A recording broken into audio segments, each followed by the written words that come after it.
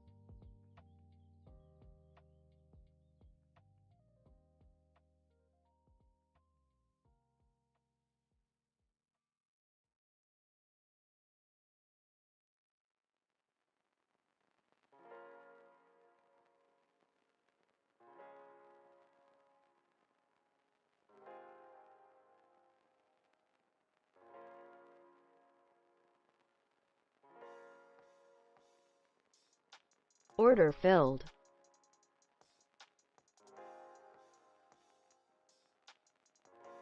Target filled.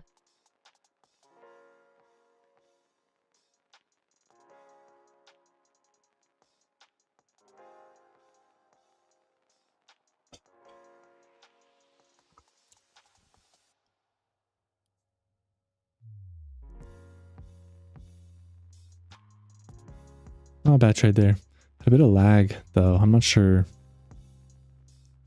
what that's from, but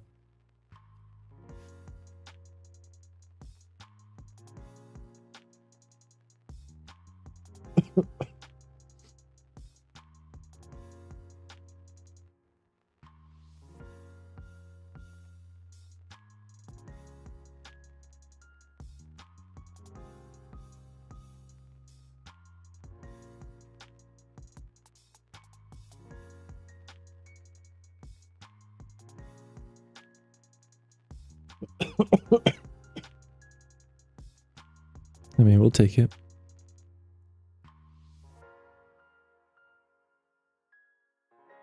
Got like 20 points on that one.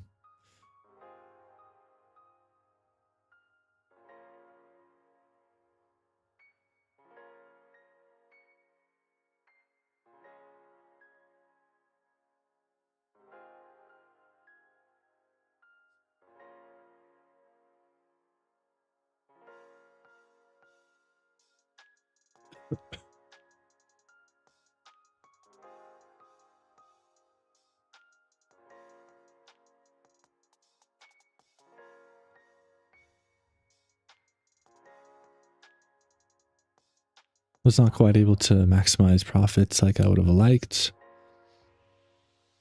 But I mean,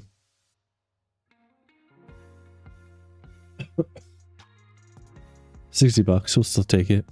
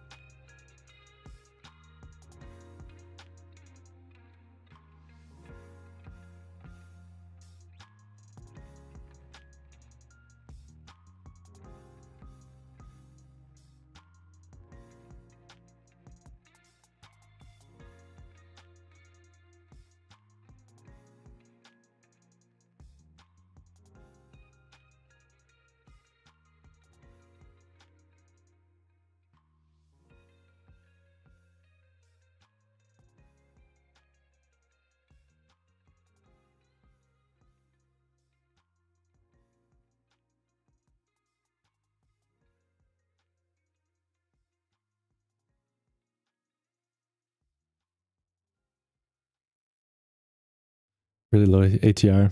Yeah. Can't even see it on my little chart right now. 12.4. Yeah. And yeah, it's like a 21 on the 15-minute.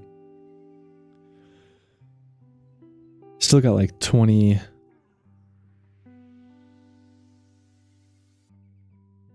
F wrong account now. What do you mean? Did you like trade wrong account? Or are you talking about me?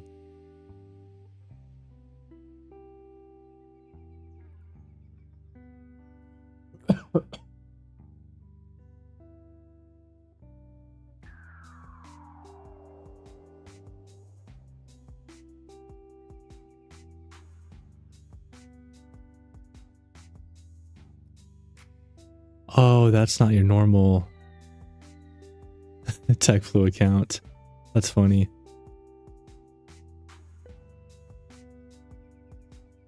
I was gonna say, yeah, you had a different like profile picture and stuff.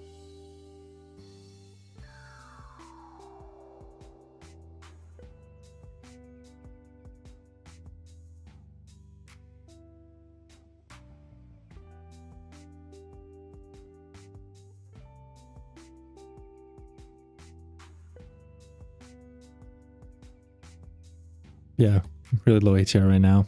Still caught 20 points off this trade.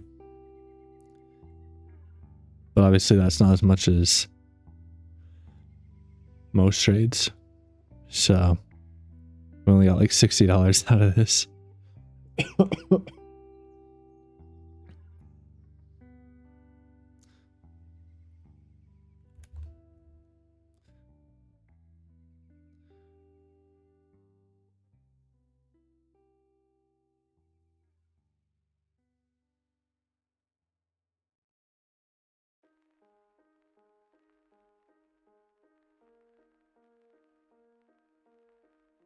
Let's get some green. Yeah, a little bit. It was a good trade. I just traded with like, I traded with 1 micro.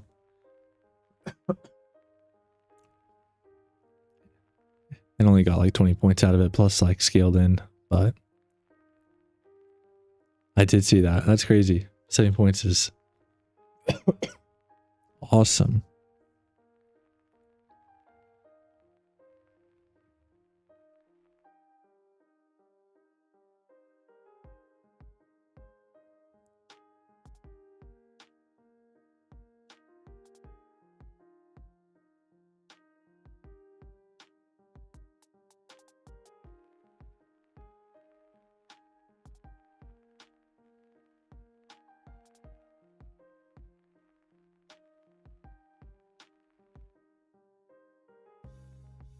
You're gonna get the TPT? Not yet. I thought I was gonna do it this morning, but then I got distracted with something else. And like I was gonna kind of maybe just take a day or two on the like the micros, just to make sure I kind of know what I'm doing. Get back in the swing of things.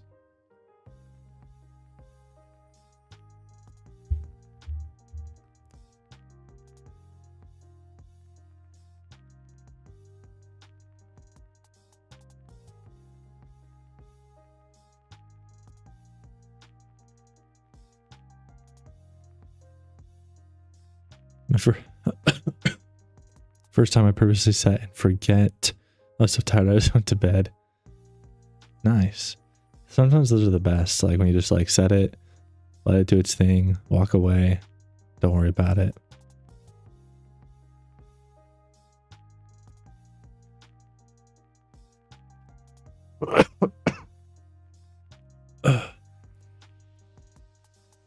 You have to wait 5 days because there's a minimum on the eval.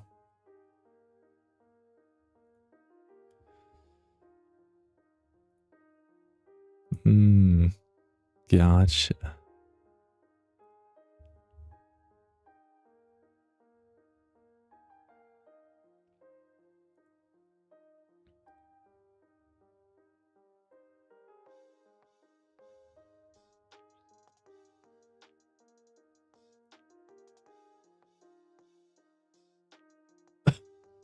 One of these days I'm just gonna catch a 100-point trade, slowly building up to it. Yeah, it's tough to hold that long unless it is like part of the strategy. Like I've caught a couple 100-point trades. Or I think my biggest was like 140 points, which I posted that YouTube video about. And like it's the only reason why is because it was like a more volatile day, but also like it was just kind of part of the strategy and like my risk. I think the trade only took like 30 minutes, but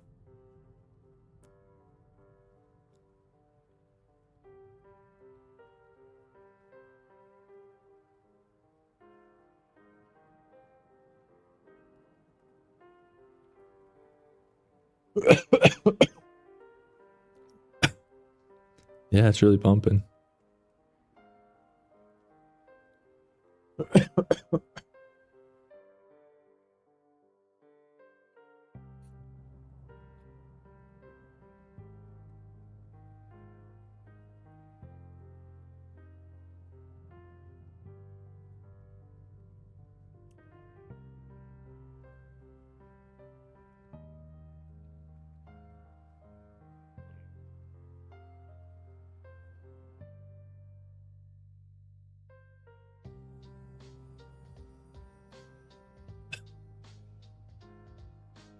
Small trade, like 1 minute for the day to count. That's still not bad though, like passing in a week. Like minimum. It's not terrible.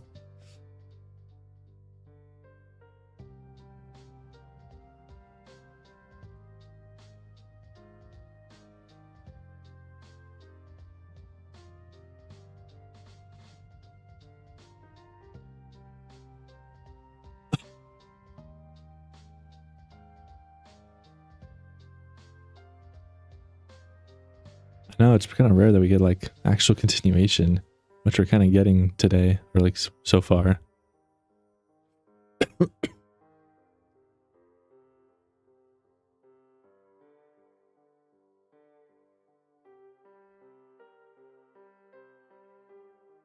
Oh, not having already, so a waste of a day.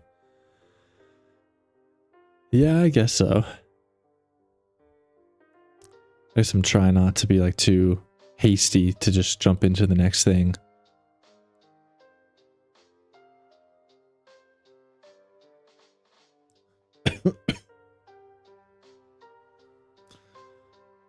But definitely it's probably the move. Jeez, I might have to mute. I can't like talk without coughing.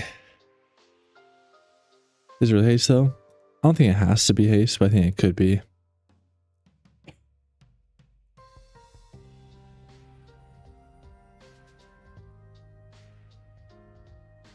But I know I see what you're saying.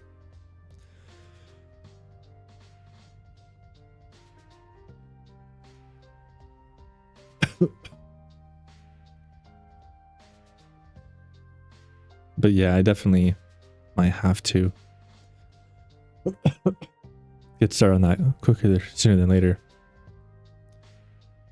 Especially because I was just thinking about it. This trade, I'm pretty sure it's definitely longer than a minute. Let me see. Let me pull up my trade stats.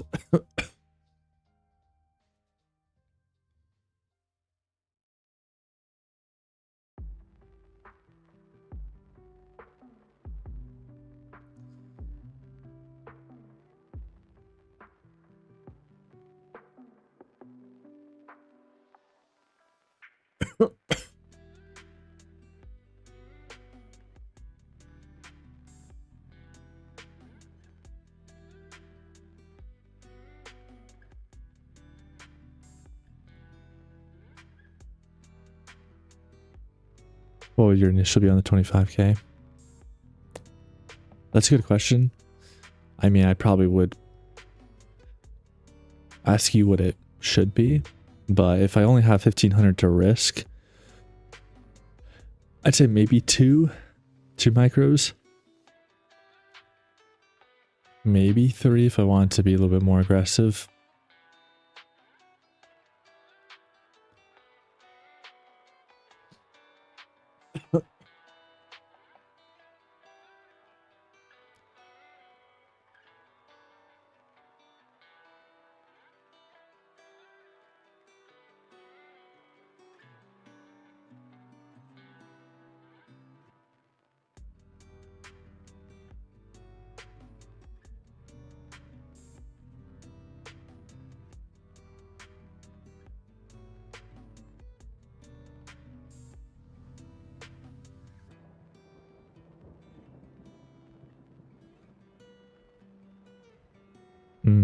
So yeah, it looks like, again, this is where things get tricky with this strategy and with funding ticks. So my trade itself started originally at 7:31 a.m. and ended at 7:33. So the majority of my profits are definitely fine. $38 aren't going to be affected by the 1 minute rule. But when I scaled in at 7:33.02, exited at 7:33.09. So those profits aren't going to count. Which luckily isn't a ton, but also like that's kind of it. It's kind of a bit unfortunate that wasn't a ton to begin with, because for those of you who did see it live, I like lagged. What? I actually meant to go watch back my own playback, but on the YouTubes. Let me pull it up right now. But basically, yeah, I was in the trade for like over a minute, just kind of waiting for it to go up. Once it did, once I scaled in, it kind of lagged a little bit like it did with the TBT that one time. I couldn't move, my stops didn't move initially. And I think my second scaling had really bad slippage.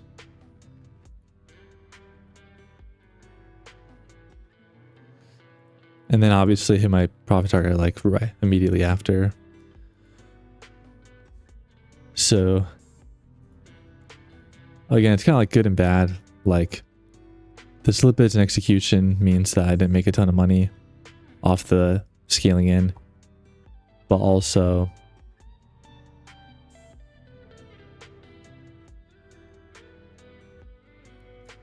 even if it was good gains, it kind of sucks because yeah, it's probably less than that 1 minute if they're kind of counting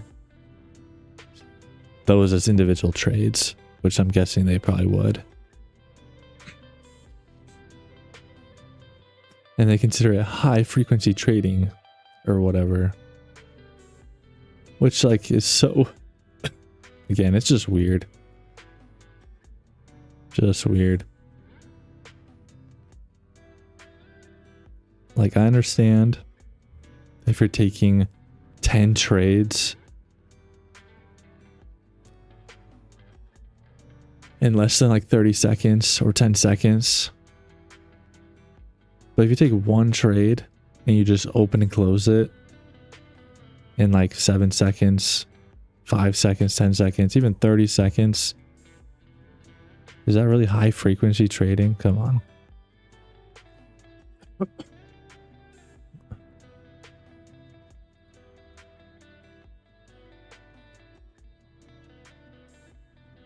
I know, that's what I'm thinking.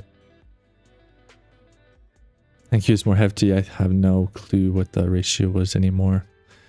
I guess just how much do you typically, or how much would you typically risk on ES? Just like dollar value.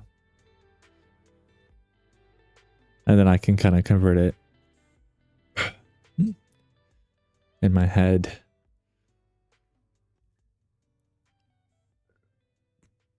Because I could 300. So I could. I mean, if it's like 300, I could almost do like 4 or 5 initial, which obviously I don't really need to. But I mean, yeah, 4 initial is only risking 184, I think, or maybe like 186.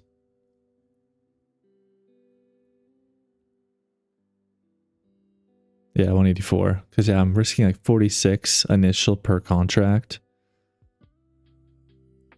on a micro.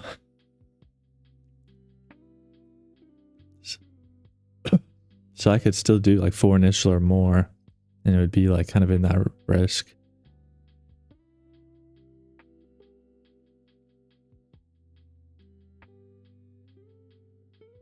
You're less veterans to go half that. Yeah, so I could probably do like 3 initial.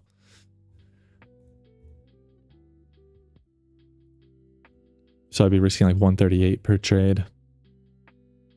It's probably not a bad way to start off, and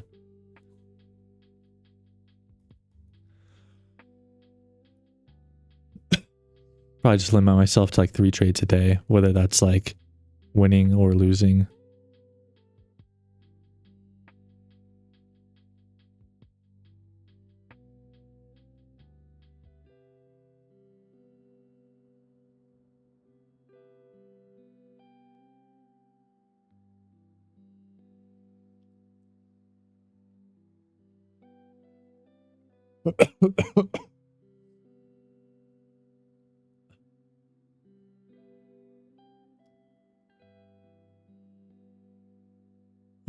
I say full risk available, full size.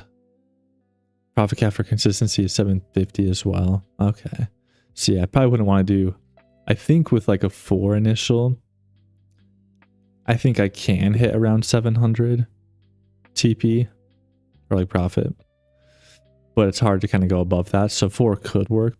But then yeah, 3 would be safer for like my losses, but also for not going over the consistency. Because he has like 50% consistency. Which isn't bad at all.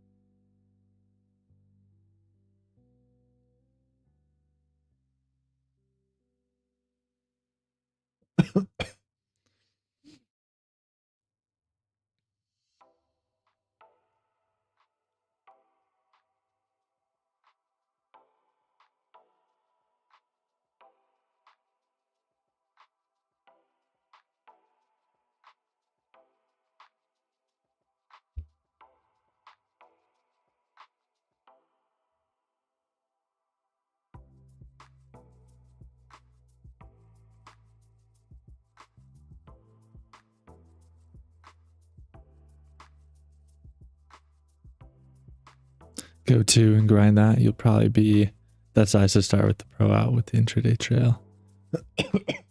Oh, like 2 initial. Yeah, because that would be only risking like 96. Wait, no, it's not even that much. It's like 92. Yeah, $92 per trade. But I'd still probably be able to make like 200 to 400 pretty easily, depending on volatility and stuff. That's probably not bad. Yeah, 15 losses you can eat. That's true.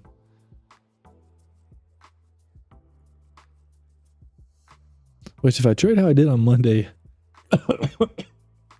and yesterday, I might need that.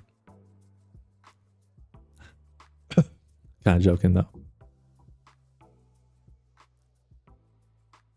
Probably 13 after commissions. True. Luckily commissions won't be too high because it's only going to be, yeah, like 2 to 4 for the scaling in, like 6 total micros. I mean, it's still, they definitely add up. But I know like when I'm trading like the 4 micros initial and scaling with 8 more, it really starts to add up quickly. Like yesterday, I think at the end of the day, I was down over $150 just from commissions. And I did take a lot of trades, but like I still didn't take like a ton of trades.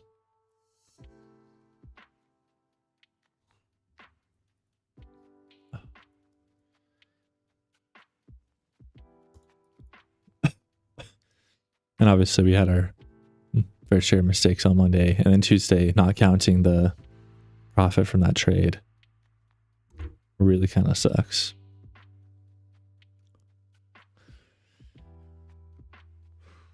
But yeah, this account I might have to switch to another strategy, because whether the trade itself is less than a minute or whether the scaling is less than a minute, because I feel like that's going to happen a lot, where when I scale in, because usually after you scale in above the 1 minute EMA, that's usually when the trade starts to kind of blow up a little bit, right? The idea is it goes up and it doesn't come back down and stop you out. So the chances of like those scaled in profits being less than a minute are very high a lot of the time, which I didn't even realize. And obviously it was never really a problem in the eval, because they didn't really, they do say like if 30% of the trades that you take are less than a minute, then it might be a problem. But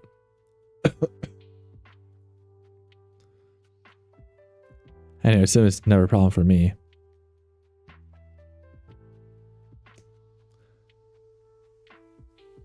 But now that I'm funded, it's like 2 days in a row, it's giving me some issues.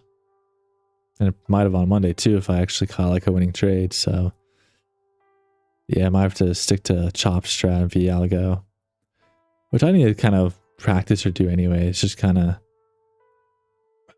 especially if I do start trading like more Asia session, which I might start doing, so I have a little bit more freedom in my mornings, then it'd be good to have, yeah, a little RSI, just kind of let it do its thing.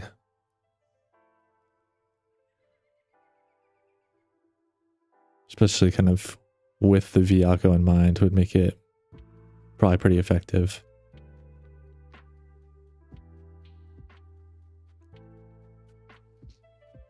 Go for RSI TP. Stuff like that.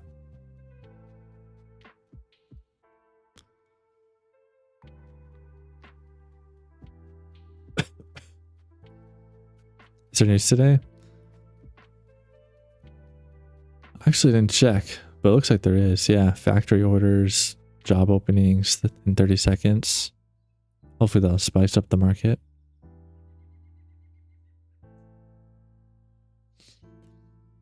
Yeah, that's what I was kind of concerned about, because like I've never traded Asia, so like I just don't exactly know like price action the same, because even though it should technically be the same with like New York, it's like I kind of know like how the market opens and how it kind of does its thing. It has like its initial kind of move, or consolidates and then makes a move. With Asia, I feel like I'm kind of just jumping into like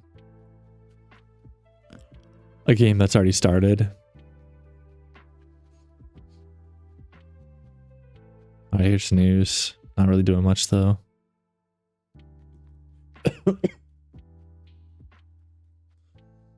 He's just amazing. Don't need to overthink anything. Just got to give it more time. Okay. Yeah, it's like a really slow day. Which like has its pros and cons, I guess, because the 1 minute rule might not affect me.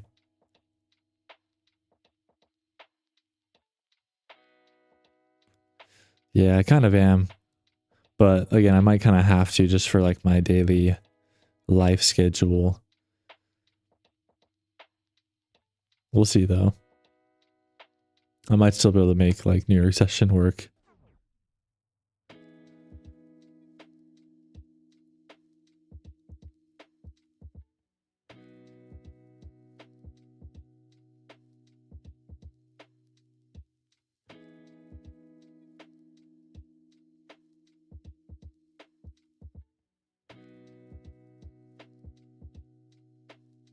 Especially if I can just take like 1 or 2 trades kind of even before 8 o'clock. Like I want to, you know, keep the stream going, but as far as trading goes, just, yeah, find that first kind of move. Hopefully it's a winning move, you know, off the open or around the open. Kind of be done before 8:30. Might still be able to make some things work.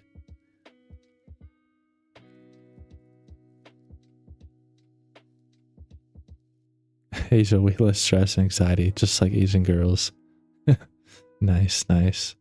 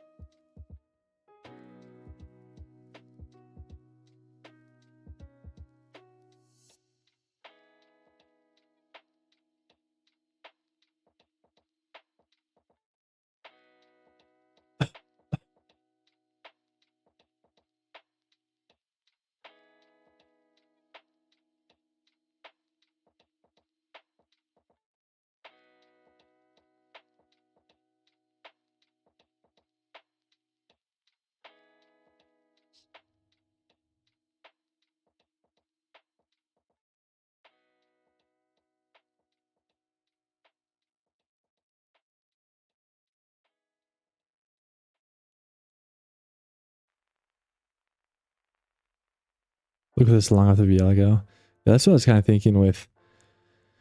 I was not quite looking at the 5 and 15 just because of move down is kind of heavy, but also just looking at like the 15 and 5 minute RSI, they're both overextended above the 70.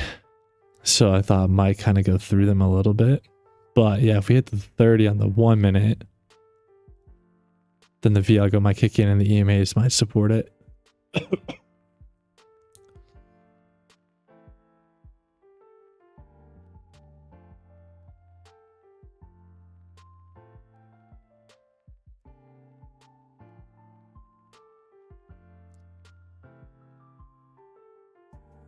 Try and be lower. Under 800, it's GG's, potentially.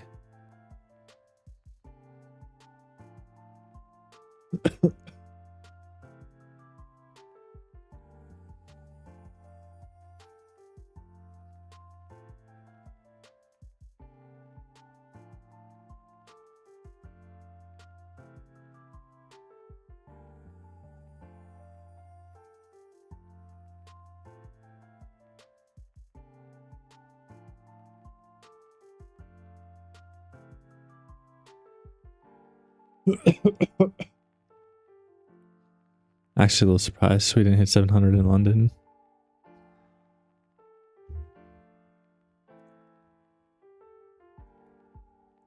Yeah, we were kind of making our way down and we just didn't quite get all the way down there.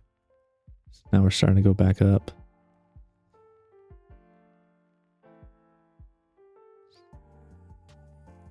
Looks like this long at the 15 wasn't terrible though.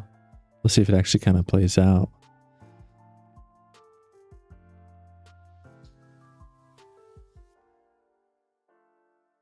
But I think you would have gotten your 20 points out of it, which is 75% of ATR right now, since ATR is kind of low.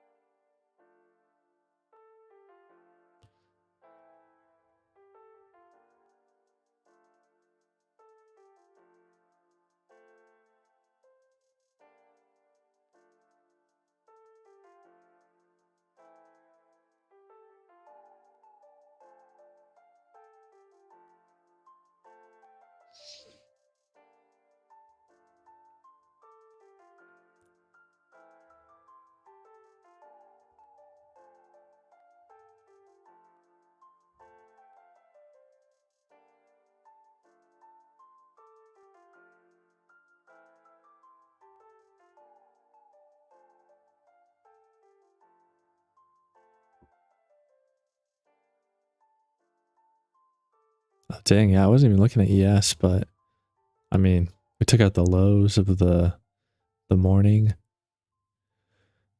and we're seeing it below the EMAs.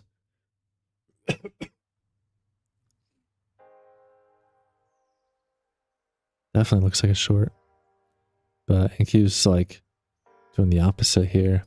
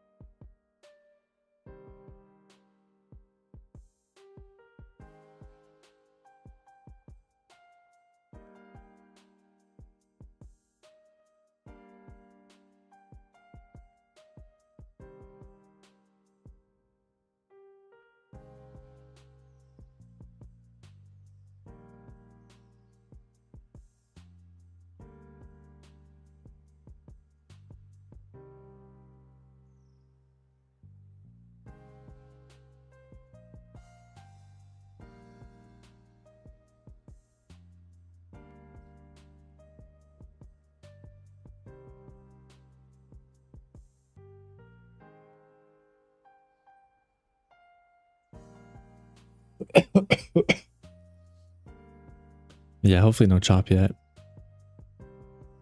That would suck.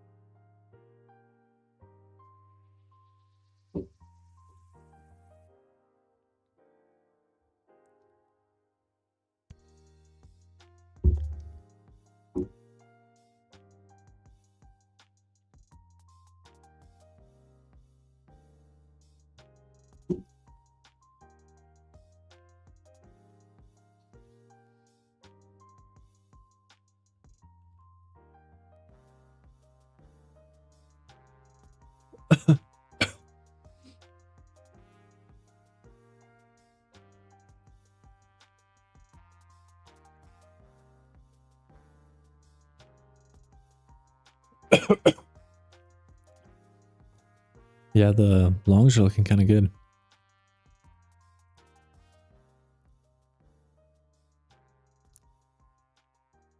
At least on NQ. Yes, not so much. It's not as pretty. And it did reject off the EMA to go down. So, it does make it a little tricky, not gonna lie. Definitely divergence going on. Which I can't remember exactly what that means. But it does make me hesitant to go against the divergence. Definitely don't quite trust the longs on NQ and don't quite trust the shorts on ES.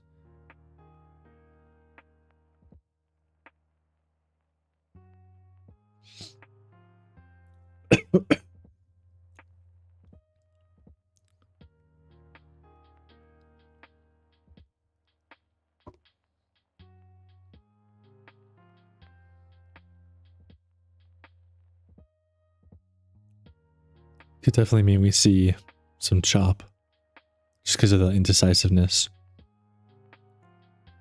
But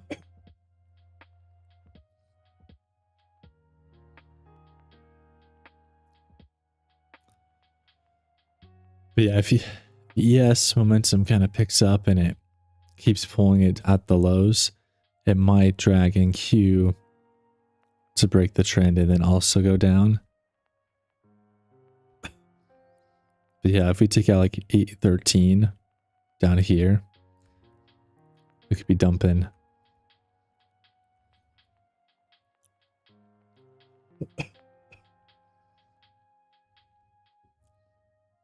But then that same thing on the opposite side could happen to ES. If we pump back up above 990, get a little trend switch, we could be breaking out to the highs on ES. So we will see.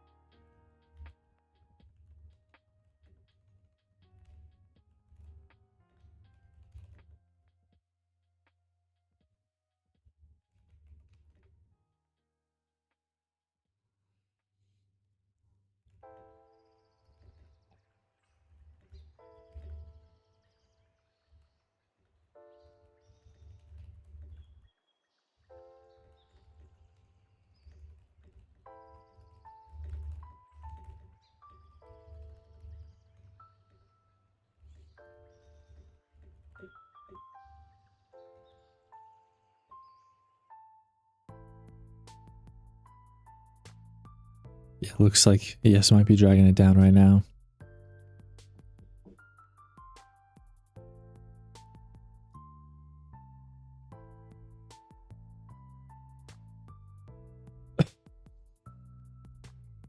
If we get below the 15, it might be worth maybe taking a short, especially since we're still above the 70 on the 5 and the 15.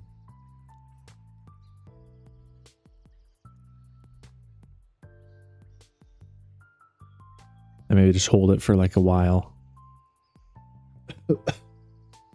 See what happens.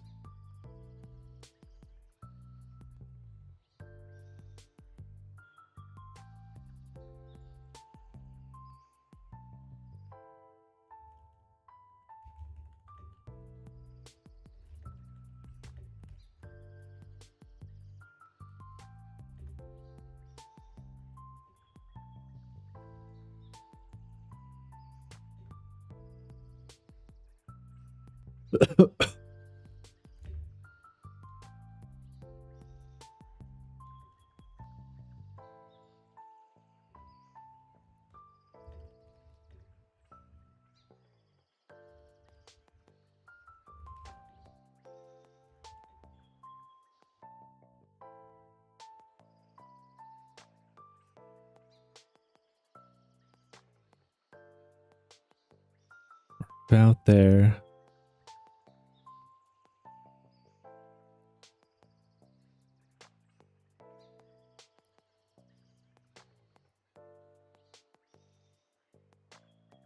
But we could still just V-algo and kind of chop around.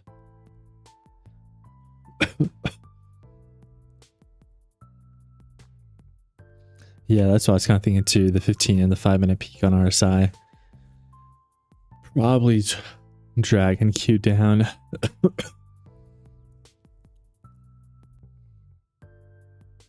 Definitely wouldn't have been a bad idea to short the highs there. But might not be a bad short, like I said, if we get below the 15. And then just try and kind of target these lows down here, like 770. Or like, I would say RSI TP, but we're like already almost at the 30. But we'll see how that looks.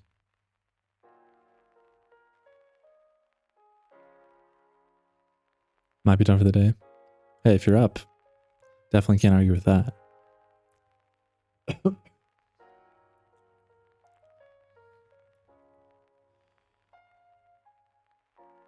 Oh yeah, definitely can't complain with 20 points. I also got 20 points. Except it's on one contract, one micro. And I did check the Funny Ticks dashboard, and my skilled in profits, although they weren't a lot, which is because of the slippage, they still do not count. So I'm not up 60 bucks, I'm only up like 40 bucks.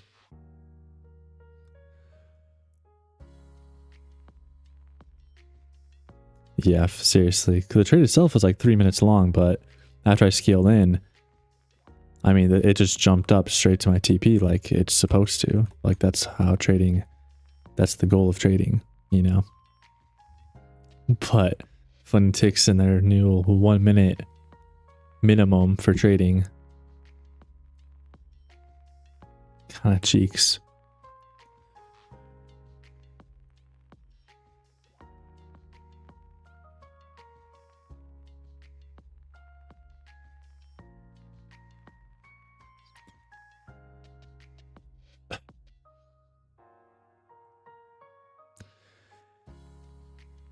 Yeah, the new rules definitely kind of turned me off too. After they kind of like undid some of the problems and like tried to kind of resolve some of those things, so it's like, okay, they're trying, maybe it's not that bad. Plus, like, I didn't think my trades, like, I know my old ones with like the bull flags were less than a minute, but I didn't think these other ones really would be affected too much. But I mean, so far, like yesterday, I caught like a $600, almost $700 trade, and it didn't count because it was only 30 seconds long.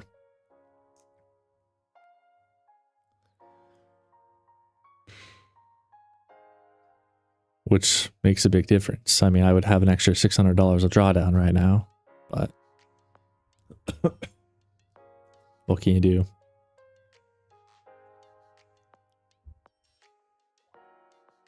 Get the long? It's kind of watching the shorts. But I guess it might not be bad above the EMAs here. Kind of target the highs, maybe even like the peak RSI in the 1 minute. We are kind of, yeah, if the V-algo. Looks like it might be V-algoing.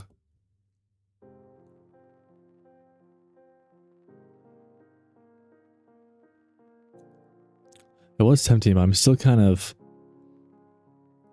I might go for the V-algo up here at the highs for the shorts. And then if it does break below the 15 EMA,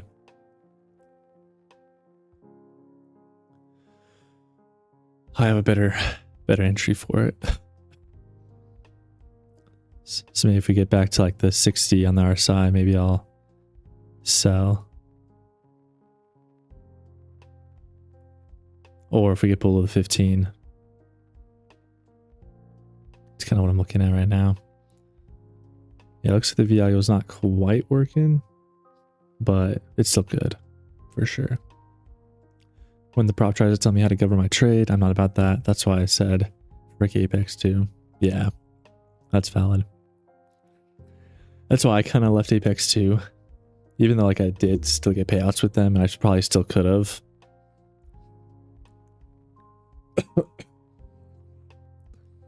I kind of just wanted to try some other things.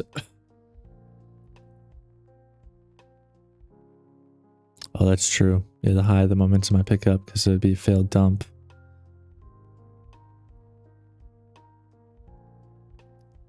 Right, and we're bouncing off the 5 and 15 right now.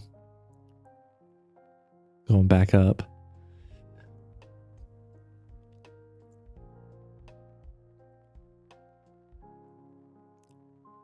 So maybe I'll, if we get back with the 5, maybe I'll take a short.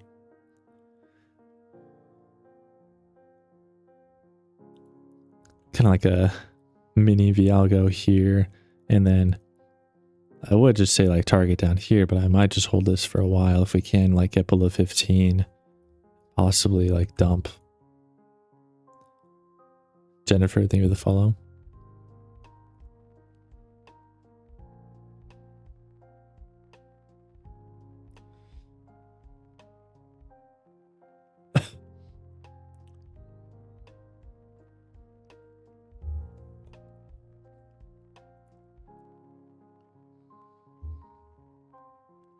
I'll go back to sleep. Not trying to get back profit. Amen. That's the move right there. EMAs are still respected by the Vialgos, and it's not a bad short, too. Yeah. Yeah, that's what it's kind of looking at. Like, it's not about kind of long to maybe get like a little bit more of a push up, and especially if the momentum does pick up. But if we do kind of hold below the 5, we could even scale below the 15 and let it run. Possibly.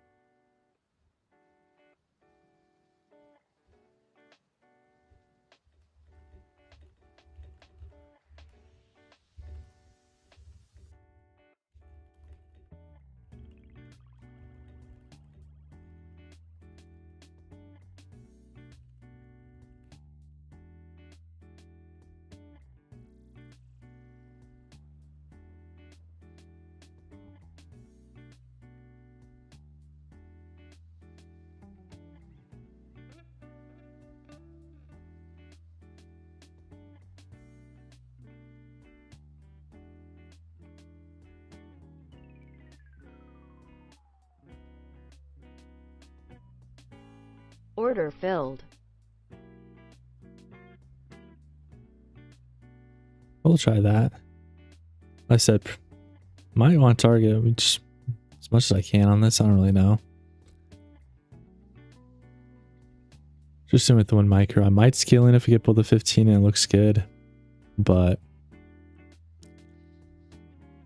kind of watching the RSI for possible TP. Stop's kind of in a perfect spot too, above this high.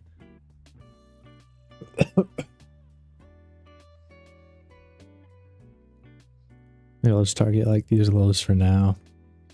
But I might exit whenever I feel.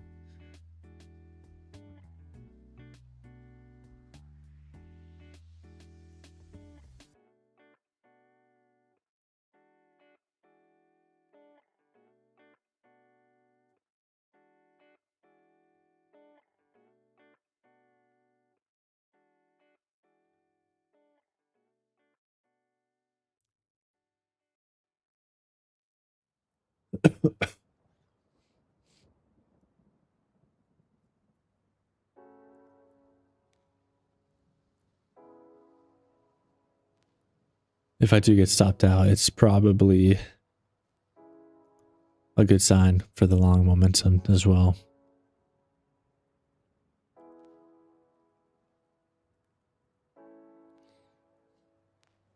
Yeah, I can't imagine we go down or don't go down a little bit. I mean, who knows? Might get stopped out first, but I mean, we're peaked on both 5 and 15 RSI.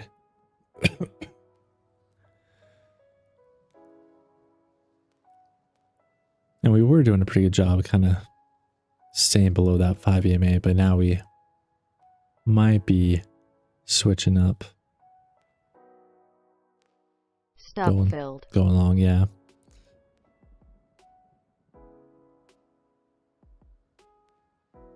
Well, I got pranked by that little move down, but what can you do?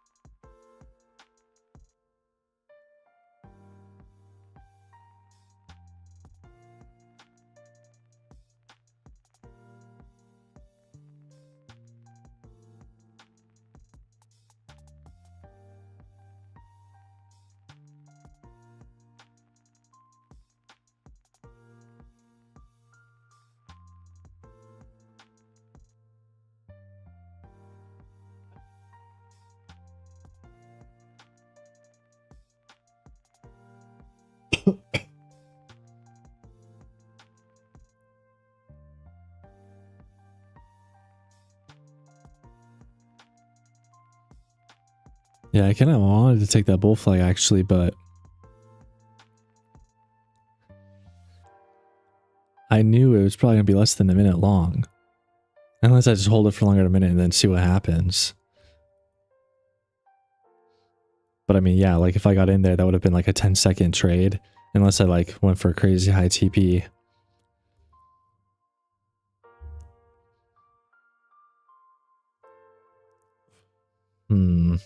Makes it a little tricky.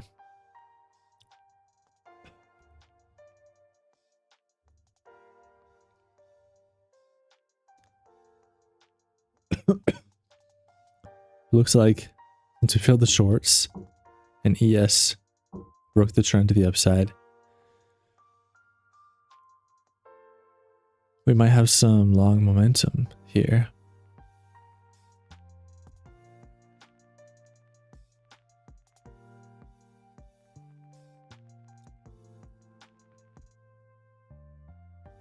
But yeah, definitely gotta trust your gut.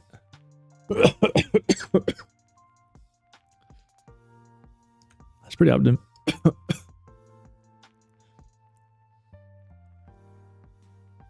I know we were talking about like the Viago, but yeah, I was kind of just confident in us holding below this 5-minute EMA. That we might get a little bit of a move down to the 15, and then either like take profit somewhere down here, or if we get below the 15, go even further. The Viago kind of supported it, but also like definitely not exactly, since we were still kind of in the process of this upwards V.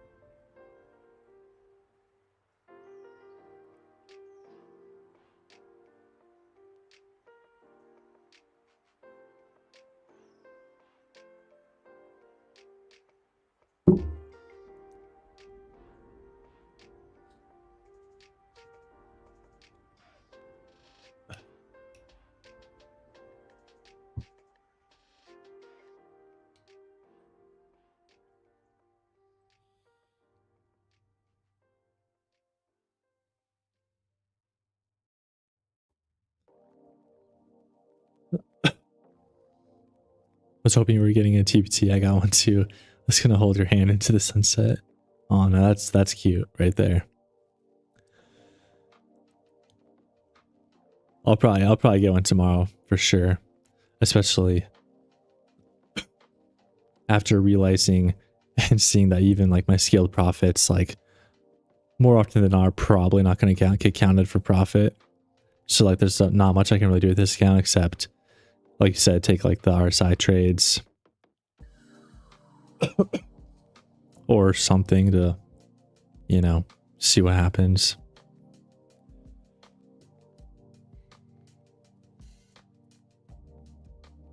Oh my gosh, what was that?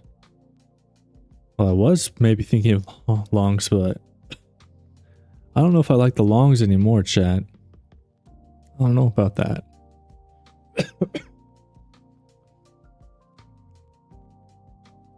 LMFAO what? WTF? Seriously, what the heck was that?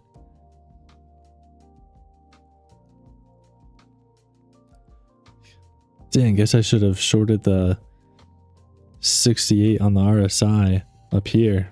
Jeez. Of course, then the trade still would have been less than a minute and I would have, you know, not counted.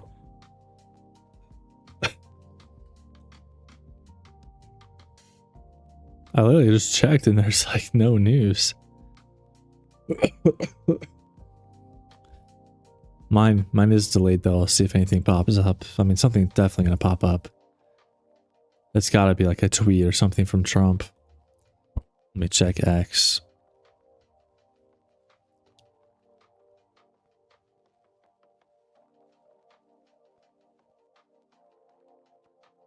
Yeah, seriously. Yeah, if you kind of like were trying to short this high and then it just went down like this, unless you held it still.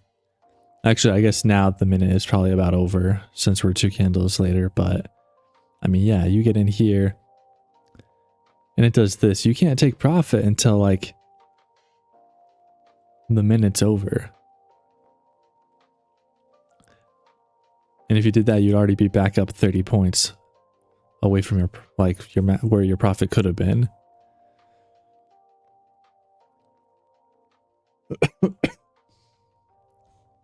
Wild.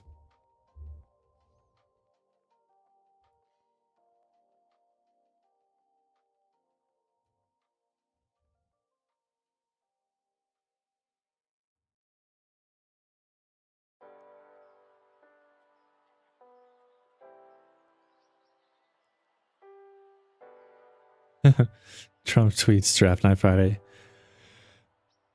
Yeah, imagine. Make the market go crazy. No,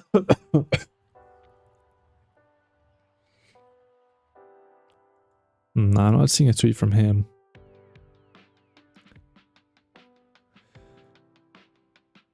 He hasn't even like tweeted it, I don't think, since December.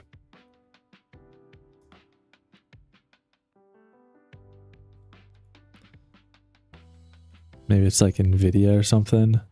No, it can't, probably not Nvidia because ES also dumped. I don't know.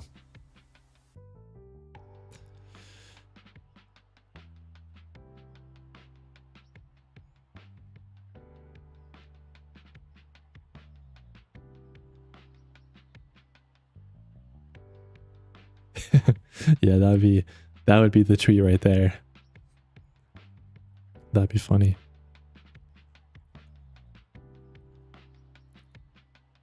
Oh, here it is.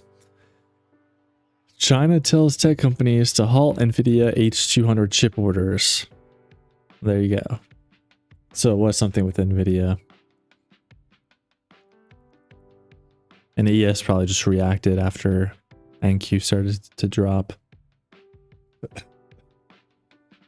Plus, any news that has China in the name means dump. Like 100% of the time.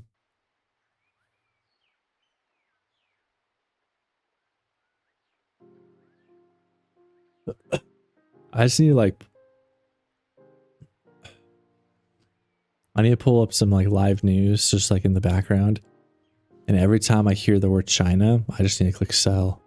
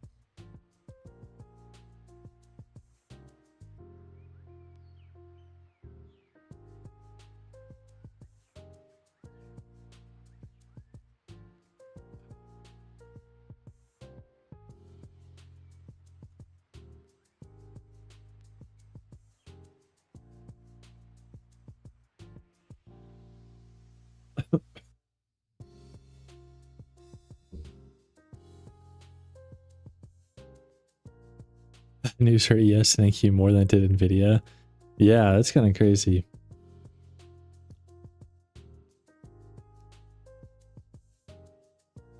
Must just be because there's more like volume in traders. But I don't know, man.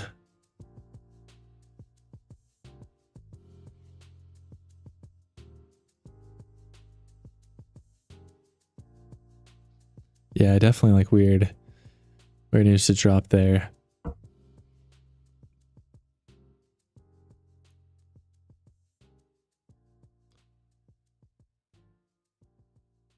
That's true. A little kind of bait and switch, right?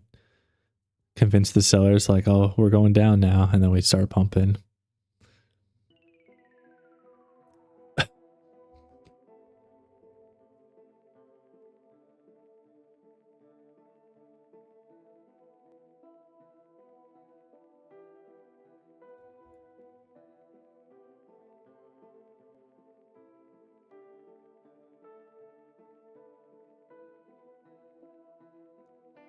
Could try and make the move now to the highs.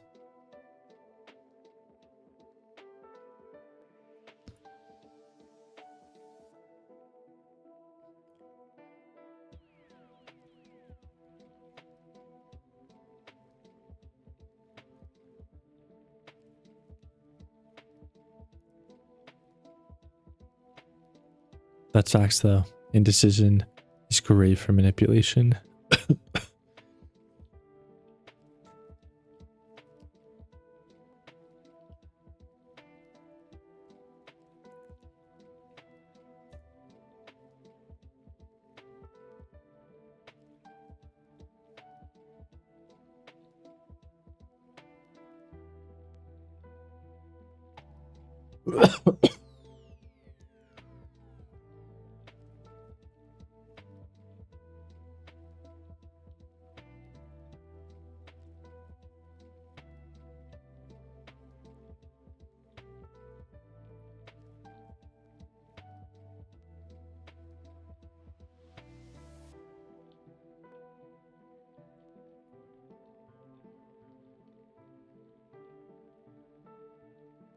Oh yeah, that's a great example. Girl or guy say they're unsure about the relationship around a homewrecker. Seriously. They will take advantage of that real quick.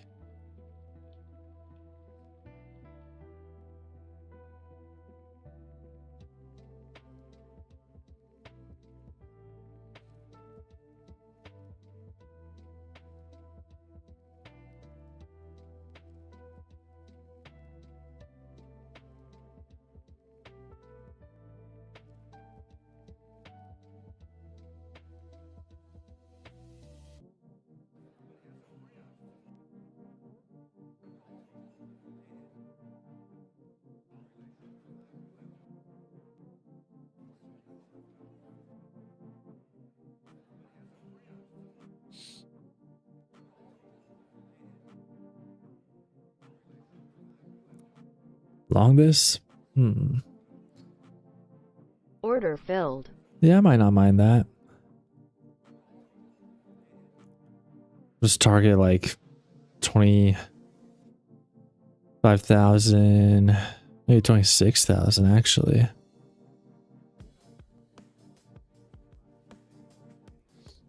Now let's go for one of those long and strong kind of trades like I do sometimes with like 10 minis, but I'll just do it with one micro. Yeah, I kind of thought about getting in above the one, which actually would have been pretty nice, but looks like it still might pick up the momentum and take these highs out. I'll watch the RSI though. I might TP RSI.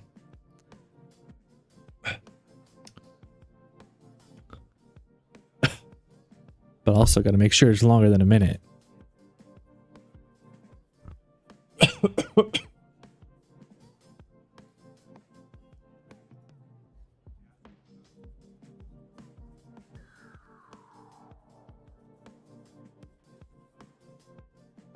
Going for 114 points, chat.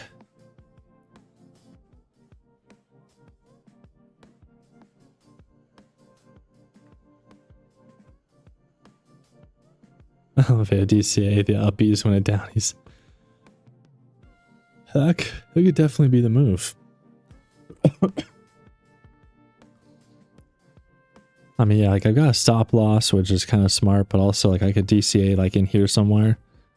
But if we get up here and then pull back, DCA some more, something like that.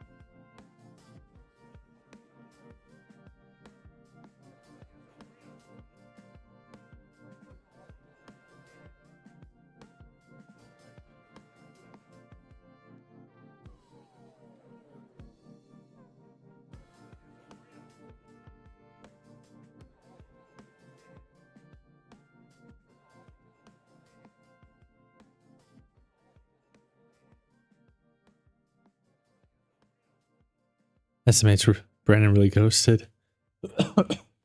For real, haven't seen him in such a long time.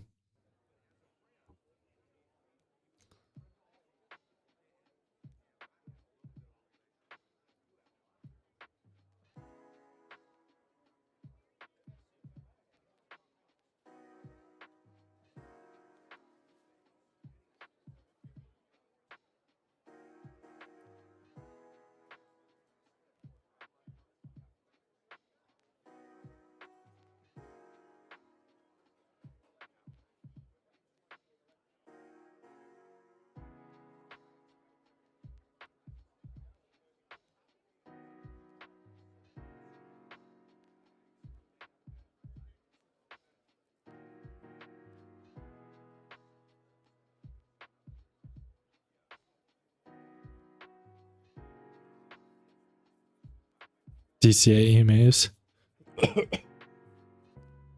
Oh yeah, that'd probably be the move. Get a little pullback. DCA off those EMAs. Oh.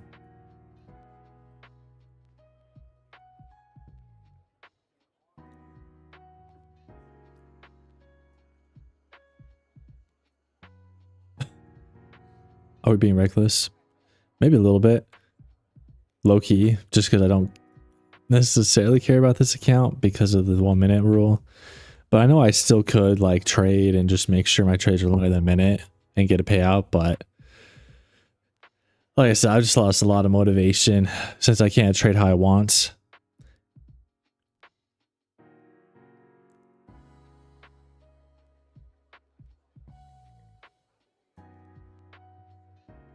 I guess I could go back to one of my old strats that like is on like the hard time frames. Because usually those trades are like 5 to 10 minutes or longer. But still.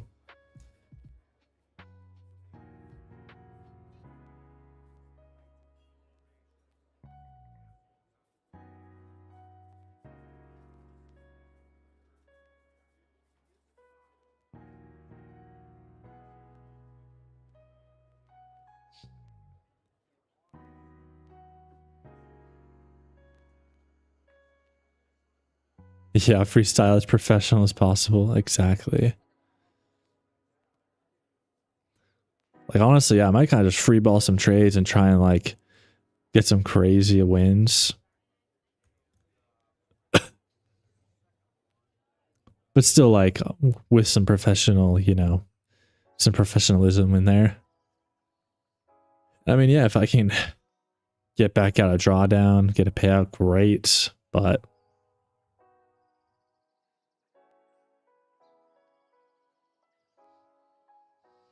yeah, I might size in, but I might wait for a little pullback first.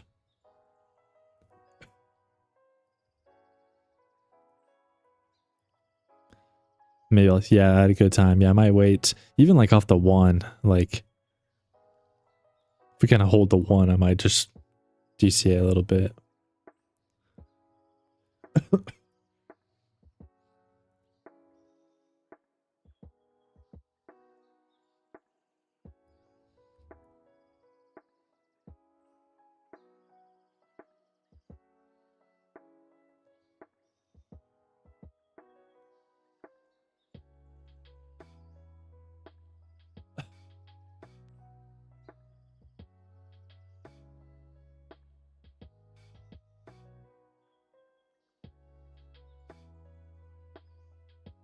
Yeah, I was just gonna scale one.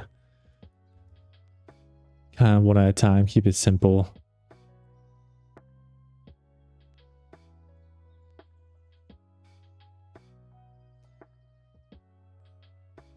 I mean, yeah, I guess I could Order filled. scale now.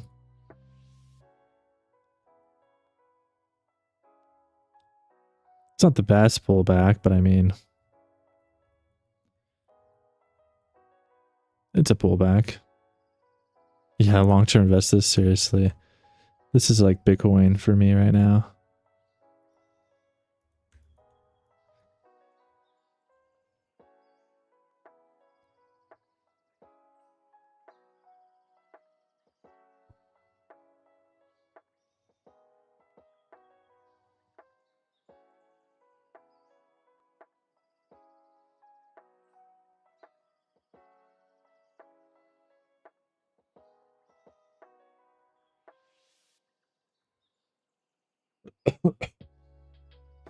Nay, thank you for the follow. Appreciate it.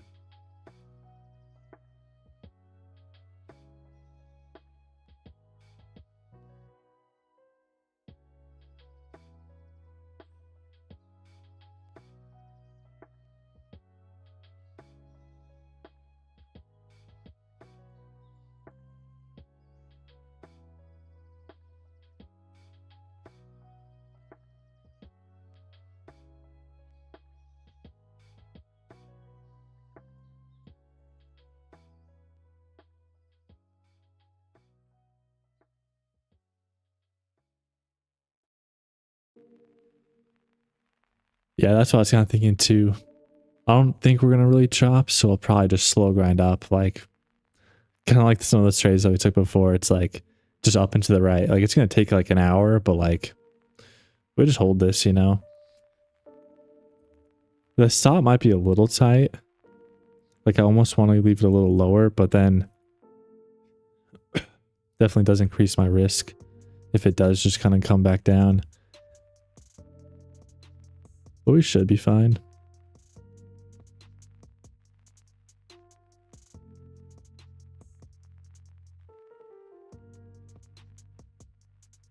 Or maybe I'll just get rid of the stop. I would get rid of my stop, but then I'd have to get rid of my TP as well.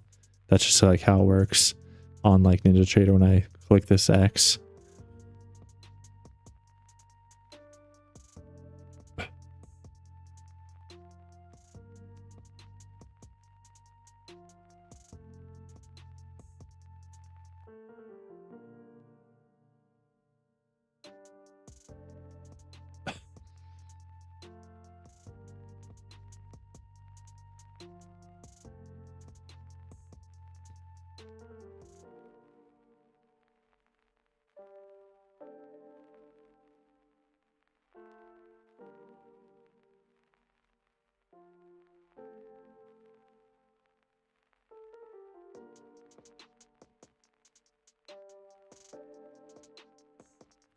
Louis, thank you for the follow. Appreciate it.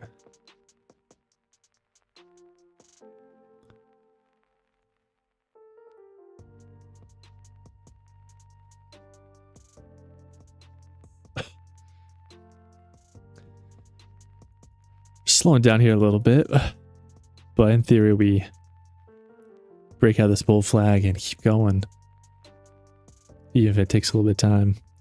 ATR is down to a 12, which is pretty low for NQ. Definitely not a lot of trades or opportunity anymore today. Trade that flag. Yeah, I probably would, except I kind of already did, like down here with my second entry. I just got like a better entry on it, so like.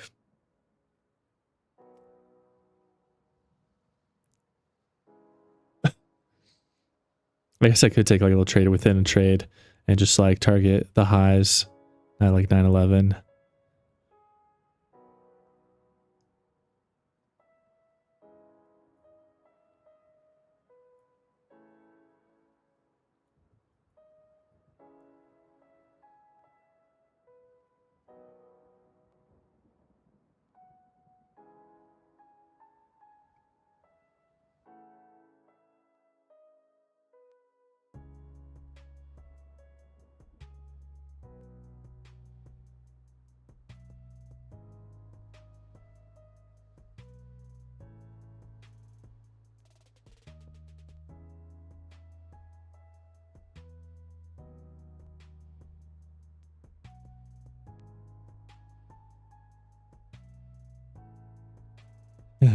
Yeah, no, the flag would have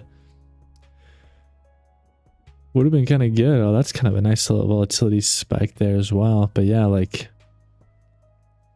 would have hit kind of like you said, 75% of the leg, but also even if I would have targeted kind of my normal 12.5 points or just like a 1-to-1 with like the risk, would have played out nicely.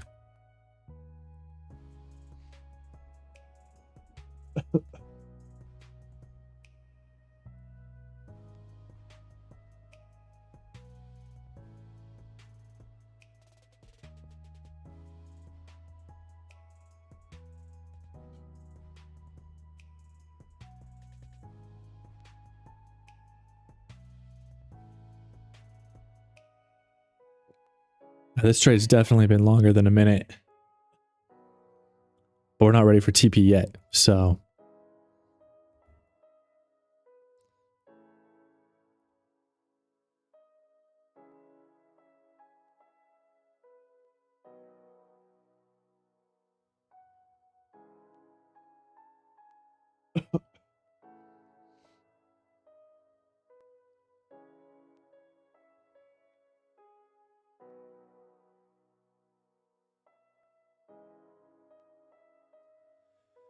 Yeah, I might hold this for an hour, just see where we go.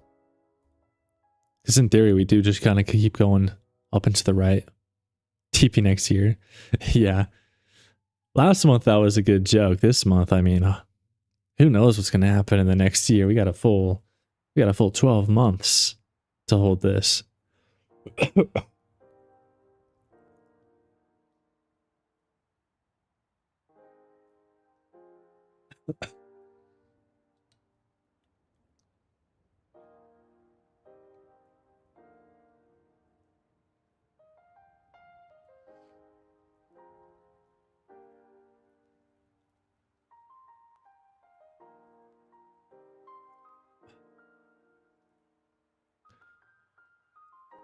Looks like we have for Friday, the 26th of December.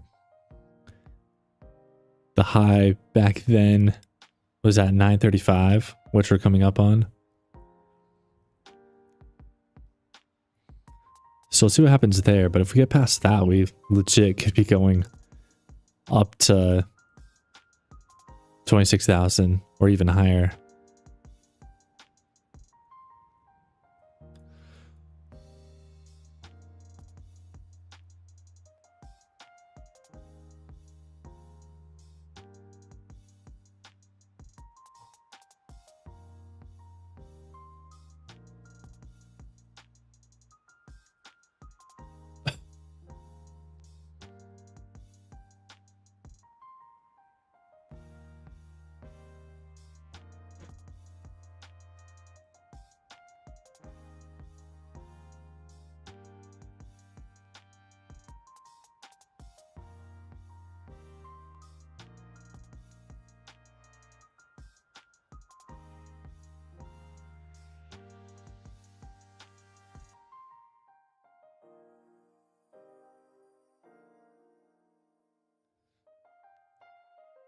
Don't forget the DCA.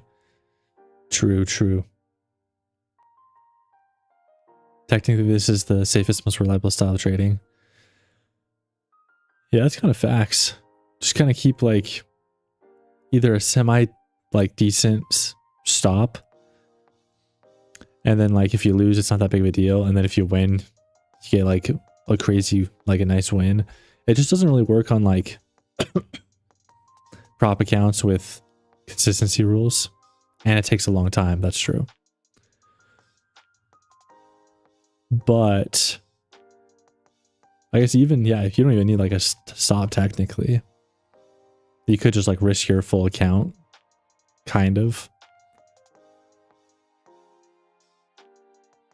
I mean, or maybe not your full account, but you definitely could like risk like a good amount, kind of like of the day's range. Do its thing, you know. But it might take a couple hours.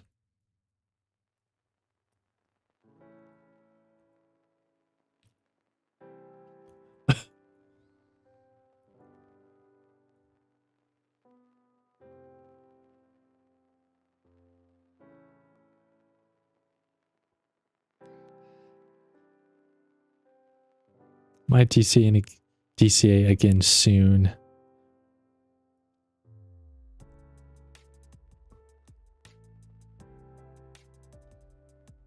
The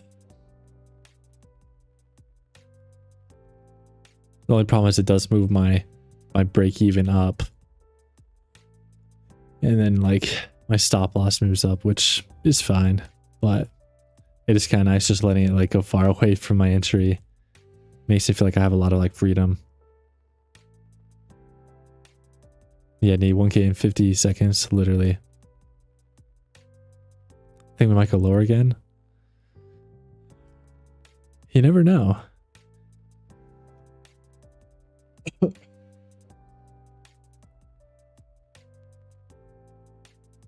I think it's going to keep going up for now. That Blink dude realized if he sized down, it's easier to trade and started choir preaching. Seriously. He's like, yeah, if you trade one micro. I mean, yeah, it's a lot easier like mentally. It's like, oh yeah, if I lose $40, not that big of a deal. And then it's easier to like hold and be like, oh, like up $100. It's like, that's kind of nice. I can take profit or I can try and get even more. But I'm definitely kind of the same way. I've been trading enough futures and prop firms where it's like, if I'm not making $200 in like 10 seconds on like one mini, then like, what am I doing? Or yeah, like size down and scale in and make like 400, 600 in like a couple minutes.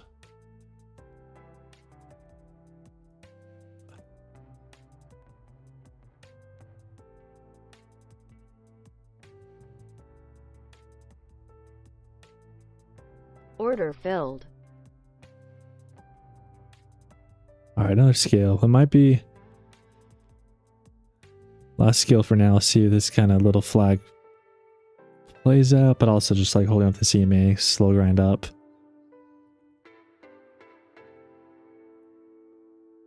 Oh, that is kind of heavy on the wrist though. So yeah, we kind of almost have to move this down here if we want to like keep our risk not bad. But it does make the trade a little tight, which might make it a little harder to kind of just like hold for an hour. But we'll see. I mean, if we can actually hit 26,000, then we'll get a decent TP.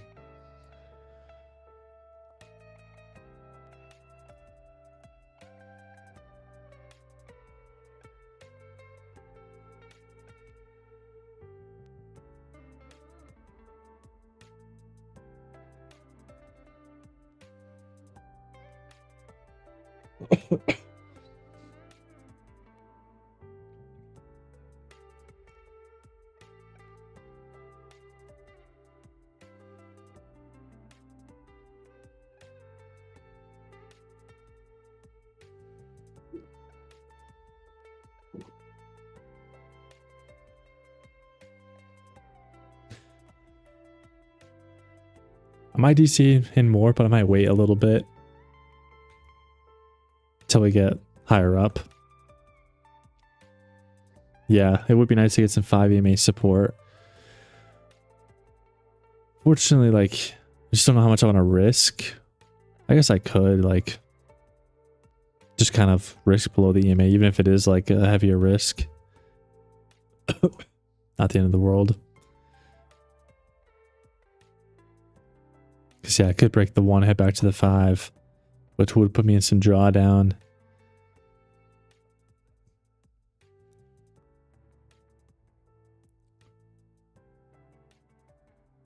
But hopefully the 5 EMA moves above my entry before it does that. That'd be nice.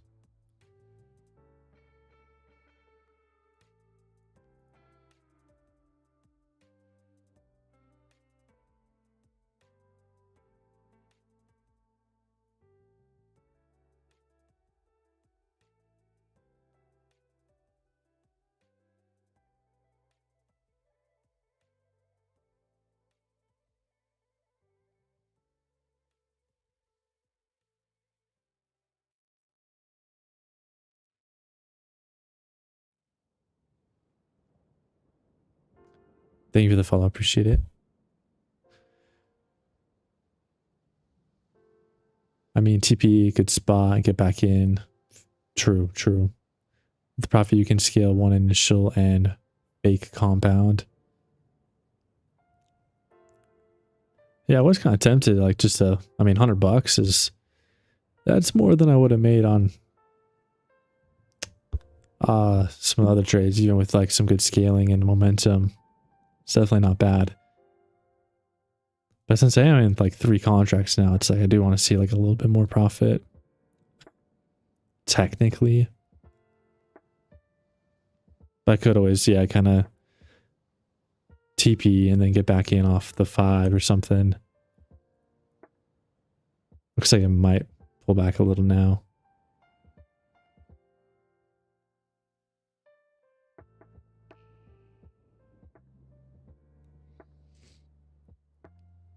Yeah, that's the only problem with scaling is you have to make a little bit more decisions as far as like, do you trail? Do you, you know, how do you want to manage your stop?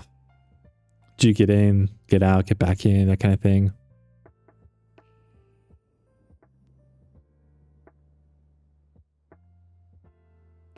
But yeah, DTA after 5 probably would have been a little cleaner than the 1 minute.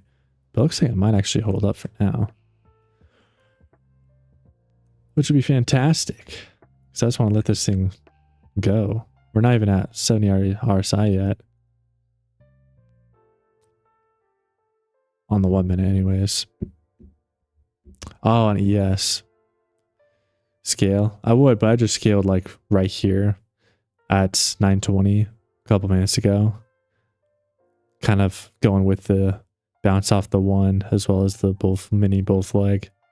Which took a couple minutes to go somewhere, but we did scale in before this move up. So I'll probably wait until we get up and then have another pullback to scale again. But also, I might not scale again. We'll see. I might. It is tempting.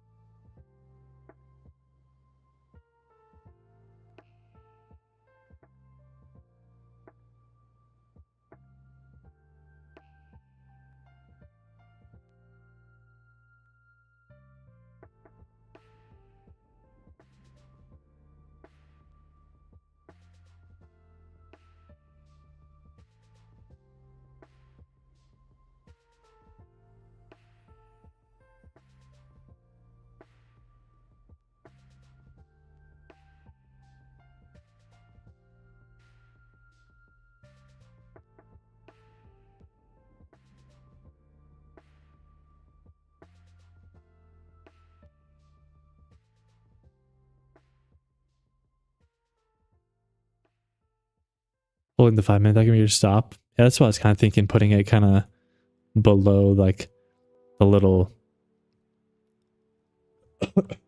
the little low that it makes on its way up.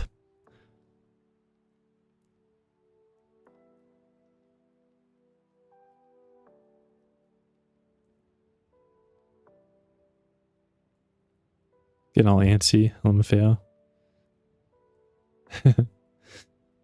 Yeah. Kind of just chilling though. I'm like watching a YouTube video. But I might, or I probably should play some Battlefield because that's kind of fun. Pass the time, but also might be good for the views maybe. I don't know. Writing the higher low makes you susceptible. That is true. That is a good way to look at it.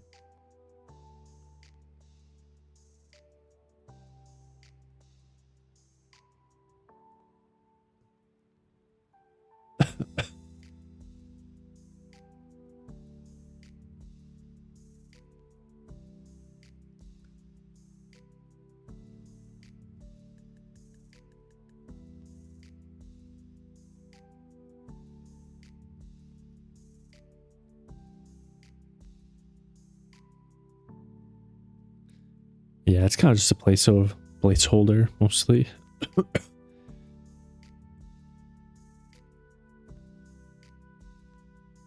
If we get to the EMA and then start kind of going below it, I'll kind of watch it and decide kind of when to cut it.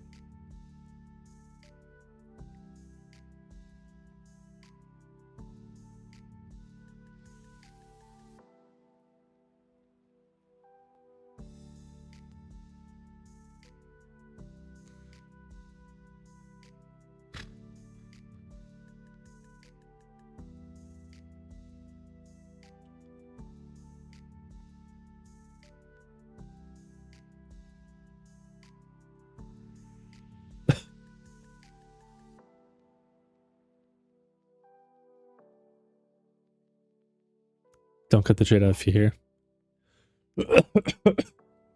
Yeah. That is definitely like an easy thing that traders do. You know, you see a little red candle like this and it's like, oh, I should, you know, TP, right? Lock in my $100. Which is like still kind of tempting. Because it would suck to kind of come all the way back down to break even or get stopped out. But I did kind of go into this with the mindset of just kind of holding, you know. Not every day goes up and to the right 100 points, but some days do. And it'd be kind of cool to just let it do its thing and be a part of it.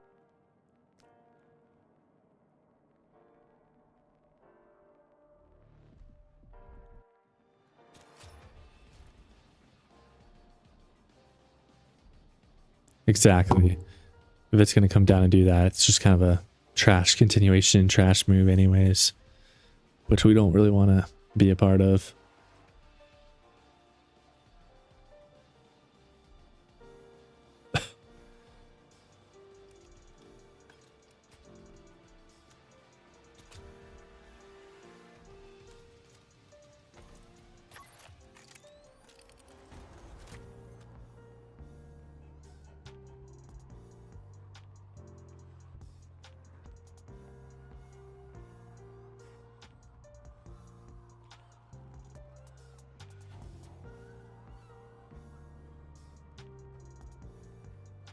Besitos. Thank you for the follow. Appreciate it.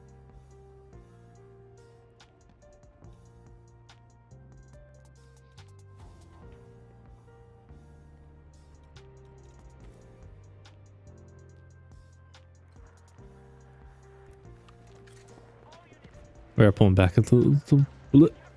Jeez, I can't speak. We are pulling back a little bit. Oh, that's teammate. There's some guys up here.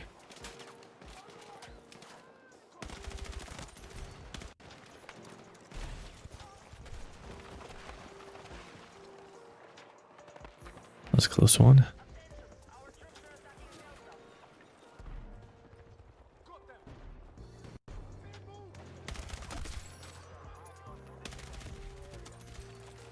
Annihilated that guy.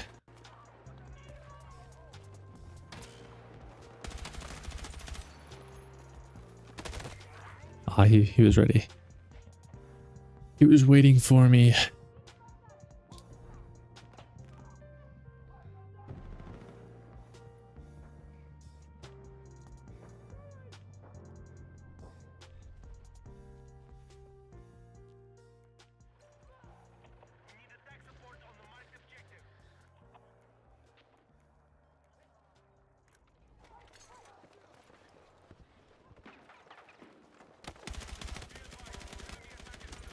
Oh, okay, I knew I could get him.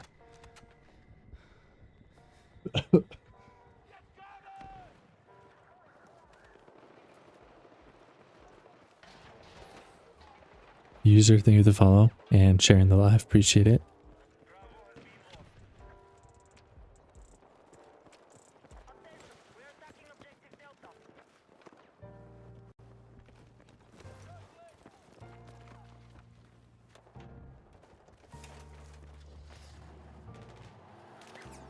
Oh. I thought I had him. Oh, dang. Yeah, here's that trash move we were talking about.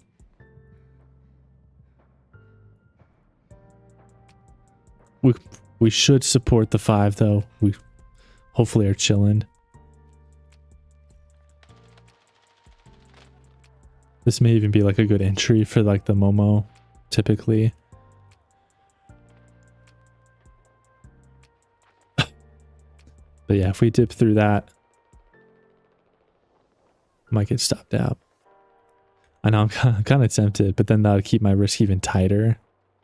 Or like I'd lose more on the trade, which isn't, again, not the biggest deal. So this would kind of be the trade, and then scaling above the 1. Target like 20 points, something like that. Yeah, definitely 5-minute buy for NQ.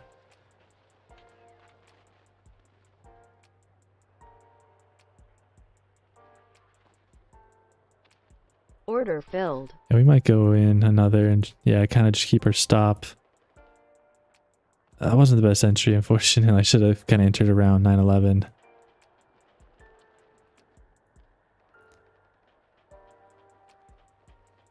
Yeah, so my stop's here, but it's kind of intuitive, kind of watching that 5 EMA.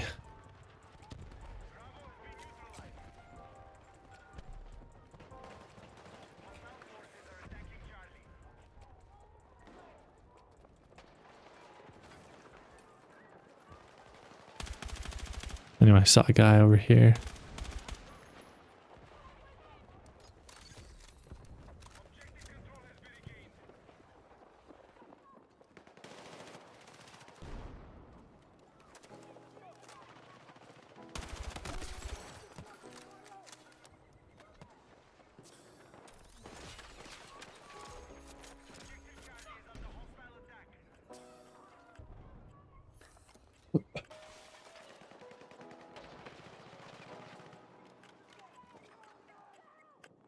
We're at the 5. We are kind of struggling.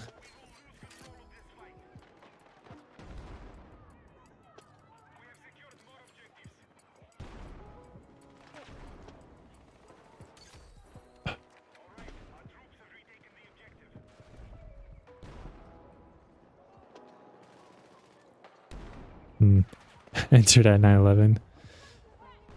Yeah, exactly. No, I should have kind of off this candle close, but I guess it still wouldn't have really mattered unless we do hold this up. But I think I had like a little bit. Damn, that guy's reaction time was fast. But yeah, I think I had a little bit of slippage. I think my entry was like at 9:14 or 13. Looks like we might kind of dump through this.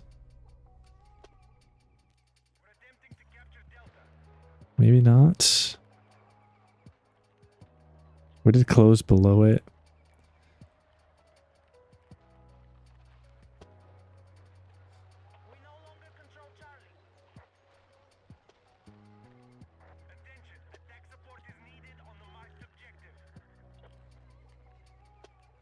Dang, it looks like the move kind of might be might be over.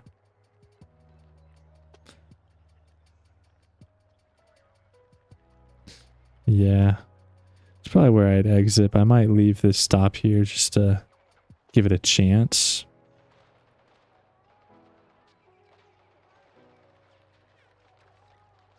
We better not dump. Seriously, I know, like we should. Hold up here. This could be it, actually. Right here.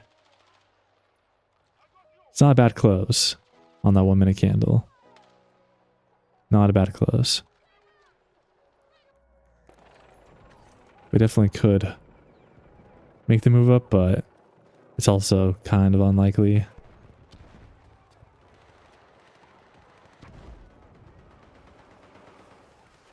Definitely could be worse, though.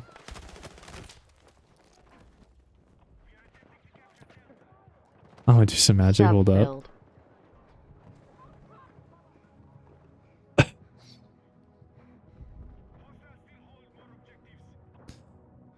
He's gonna call his market maker friends. Yeah, we're gonna probably dump now. Kind of a fun little trade, but the slow grind did not happen. I mean, we still technically...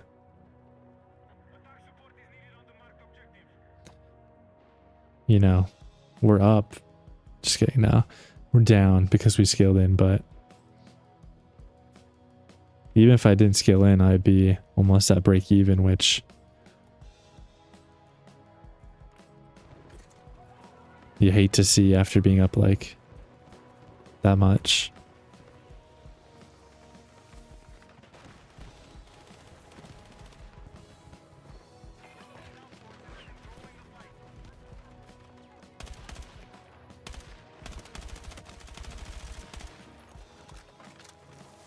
And QR Sign 5 was heck overbought. Yeah. It was kind of chilling up there at the 70. Same with the 15. But yeah, assuming the uptrend kind of continue with the momentum, it like could have been fine. Like it might not have been something to scare us away, but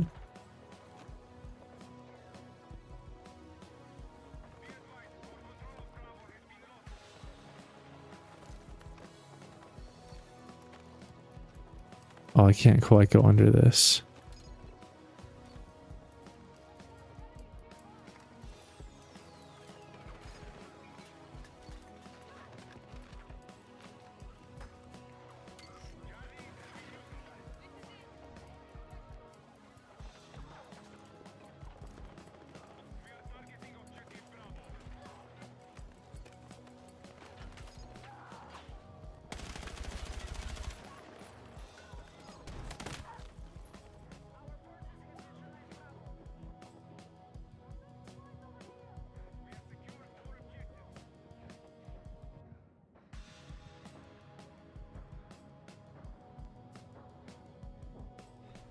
Yeah, it says mad room. Facts, facts. Definitely does.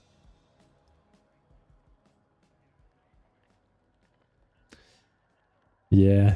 No, it was a nice little idea. Probably could have taken some profit after we were kind of failing to push these highs again. Kind of in here somewhere. But I kind of just, yeah, wanted to hold it and let it do its thing.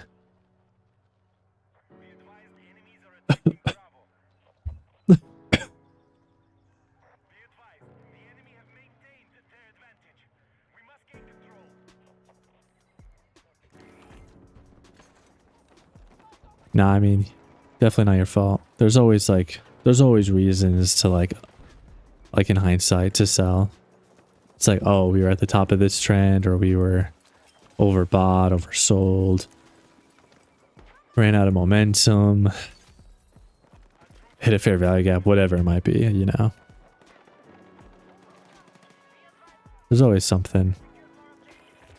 And sometimes, you know, it's good to be aware of those so you can take profit or be more cautious with your risk. But sometimes it like just Doesn't matter too much.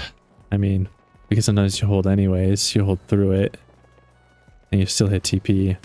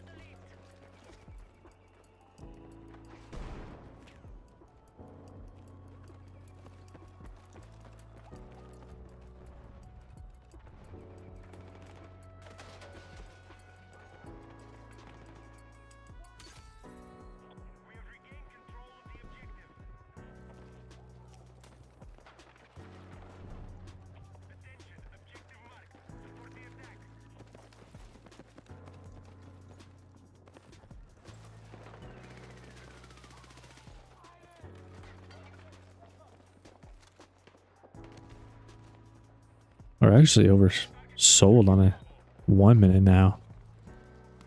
Probably would have been a pretty decent buy off the 15 with the RSI.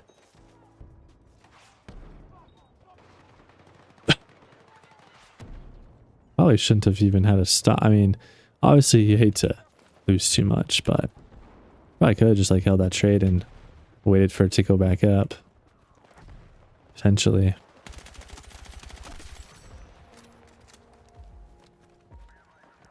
Or yeah, just like re-entered off the 15.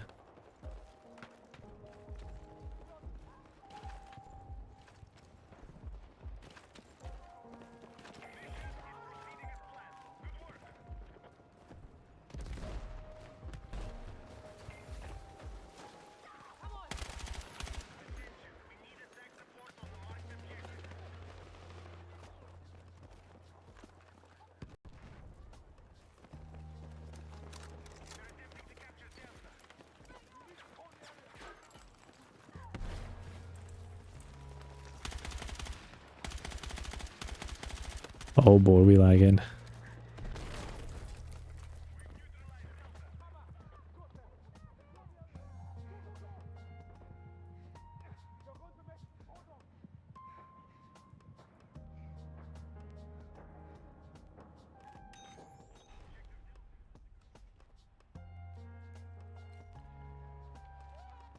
Order filled. I mean, yeah, I almost want to just re-enter and like see what it does. Since we're kind of back above the 5. Again, might look for RSI, might just look for 26,000 again. Might just let it do its thing.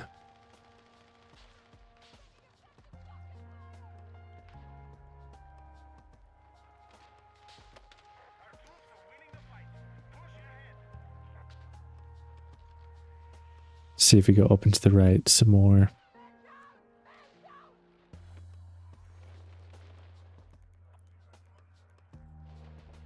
Kind of trying to think as if I was like throwing on with those trades that I've been doing.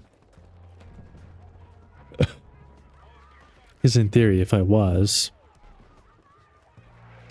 I probably would just like go long. Oh, dang, that guy spawned right there.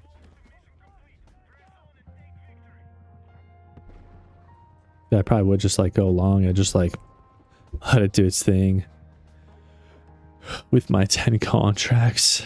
See what happens. Oh yeah, I might kind of just do this. Definitely could have locked in some profits on that last one though. But I mean, the trade yesterday that I took on the on the demo, and that one was kind of killer. Just let it run. Got up like 9-10k before I ended the stream.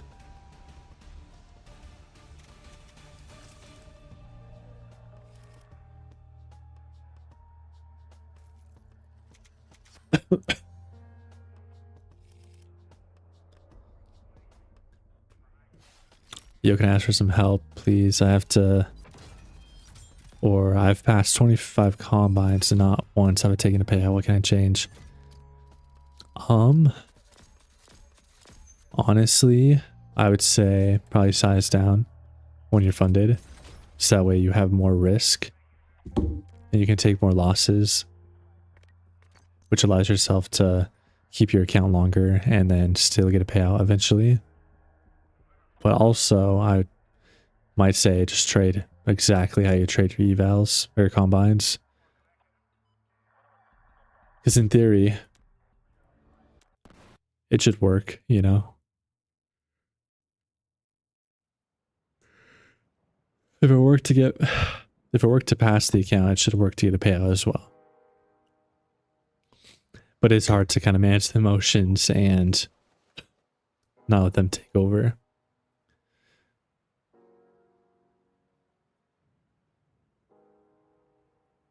What's the name of the indicator you use to check stop loss and TP? It's an indicator by Affordable Indicators, which is like the website. It's just the basic chart trader. It's like $100, I think. It might be different now, but I got it like over a year ago. I'll put it in the chat. I forgot to put a space, but Affordable Indicators. They have a website, basic chart trader.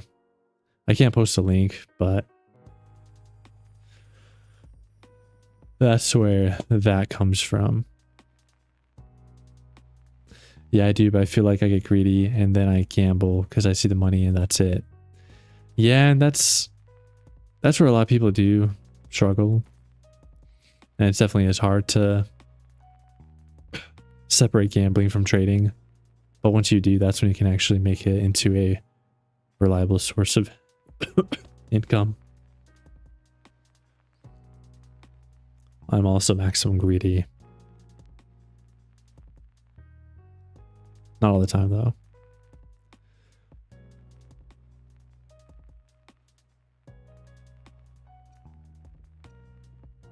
But with prop firms, like, you kind of just have to, like, pretend that, like, when you're funded, it's just step 2 of the eval.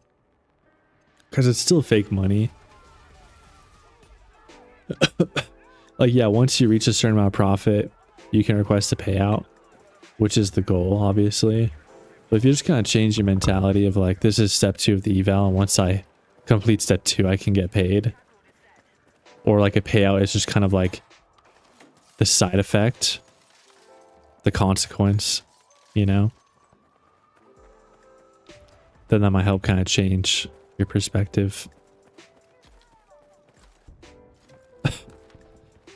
But definitely it's hard to do. It's hard to separate profits from, you know, sim profits and stuff.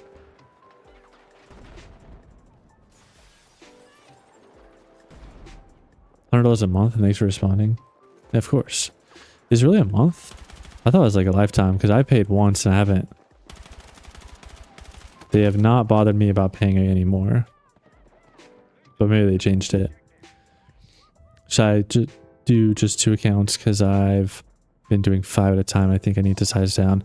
Probably. That would definitely help with the emotions because, I mean, more accounts is great in theory if you can get payouts. But also, like, it does make it more stressful because even if you only lose $100, if you lose $100 across 5 accounts, right, that's $500 or whatever. So it just depends on how you kind of look at it.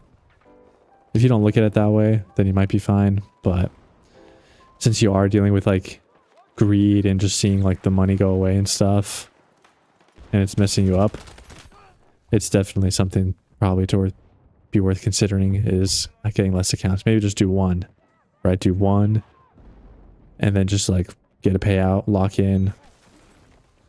And then once you get a payout, then buy more accounts.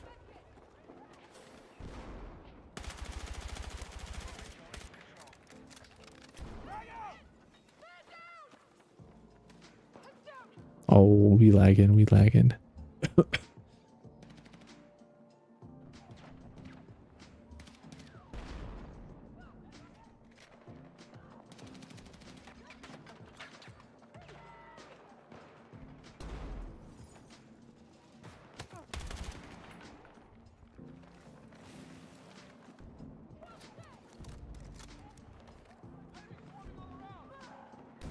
Yeah, we changed some internet stuff recently, which like hasn't been a terrible change. Like it's been like kind of reliable and fine, but I think it's not quite as good as our last thing we had going on. I think it's better at some times of day because we were having an issue where we had a lot of congestion in the evenings with our internet, especially like on weekends when like everyone else is like using the internet and like, you know, Sunday, Saturday, stuff like that.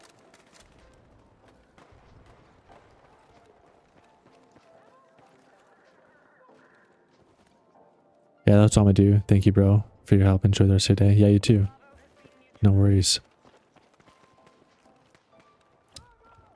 But yeah, I think it's like a pretty good change in some ways because in the evenings we don't drop down to like 10 megabytes per second because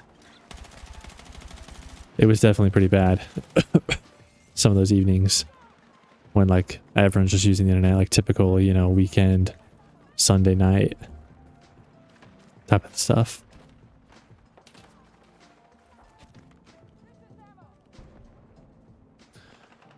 But the max speed is lower, which I think is affecting my stream a little bit. Just because I don't have as much like upload and download speed.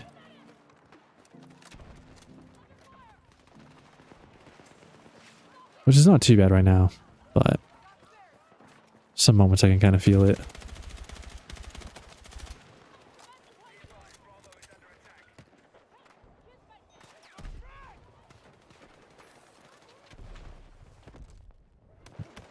Oh, jeez. I got stunned. I couldn't move.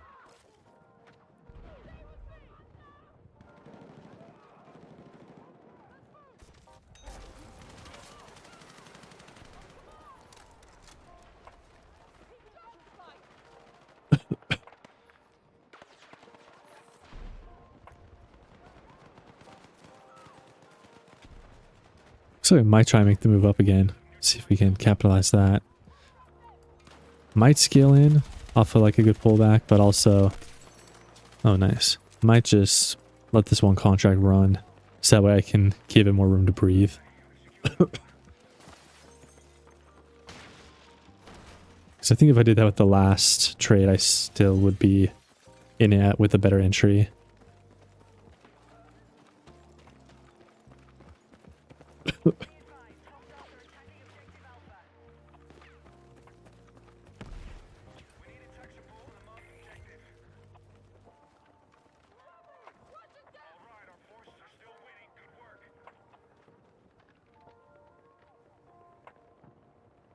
It looks like we might be kind of going now.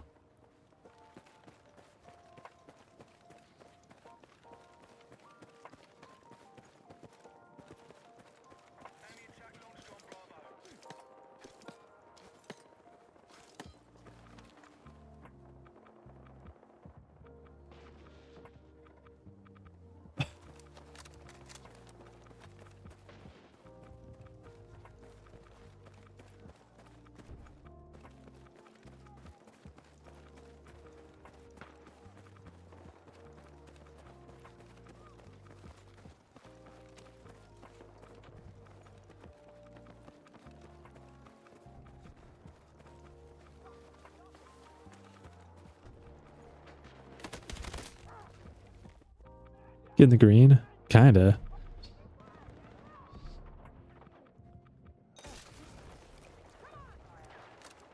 I went for my up and to the right kind of trade that I've done sometimes, but I did it like on this real account. With like a micro, I scaled in a couple times. It was looking pretty good. I was up like $100. But then it pulled back like a lot. So I took like a small like... It says 132, but it was only like a 70-point loss. Or $70. But now we're in another contract, and I might just let it run up to 26,000 potentially.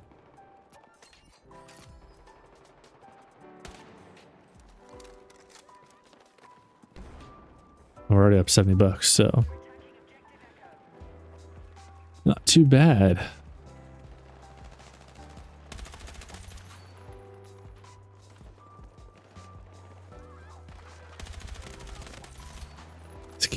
The server feels kind of dead. Like, so even a full team, I feel like I'm like not finding people.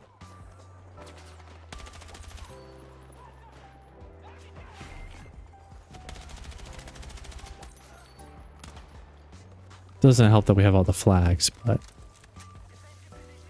at least getting a profit today. Yeah.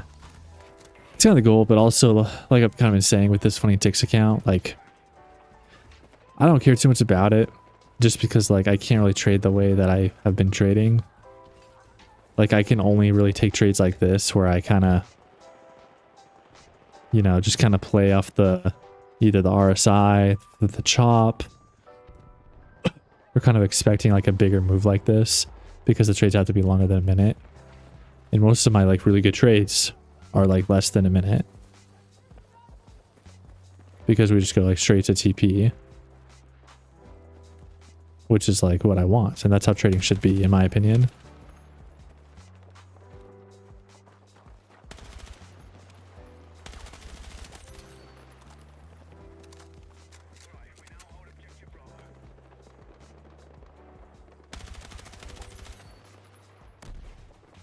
I'm out of ammo.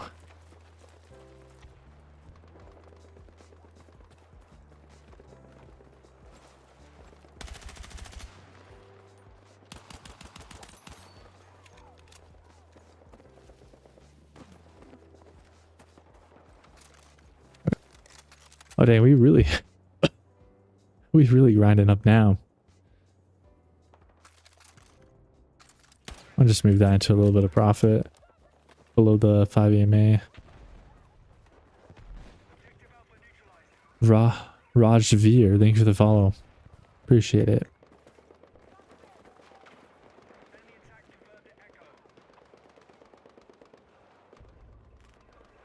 Can't quite see.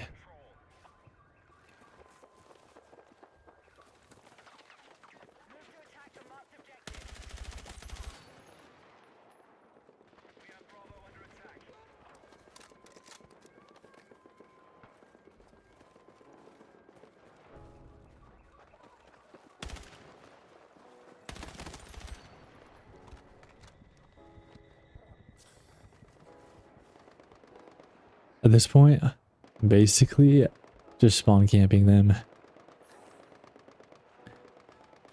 I don't really feel bad. Somehow they got E though.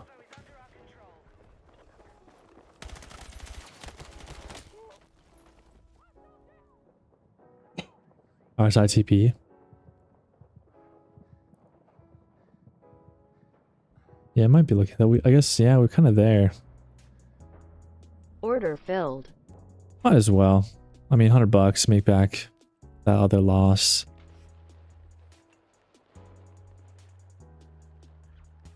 Part of me does want to just kind of like hold it like all day, but I do like that. You know, we're 70 on the 5. We're a little over 70 on the 1.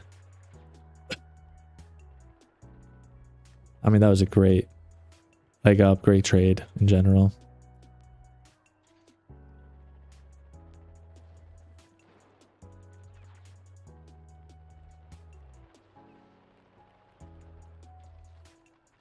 DCA for $100 TP. Made 3.5k on the buy. Nice. Yeah,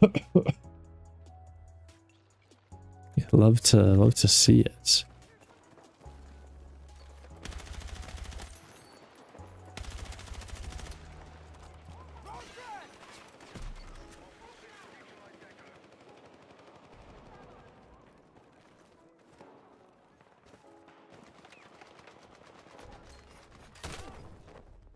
Oh dang. Got demolished. Oh, yeah, good TP there. We definitely could get back in this somewhere off the EMAs potentially, but we'll see what happens.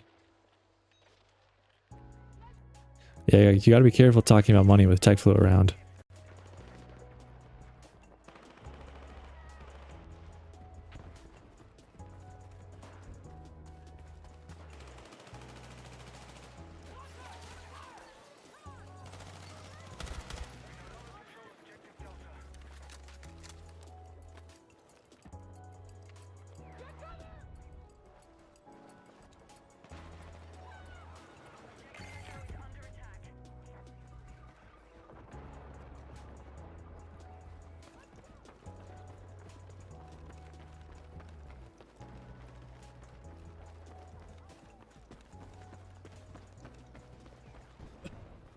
We got no one at B.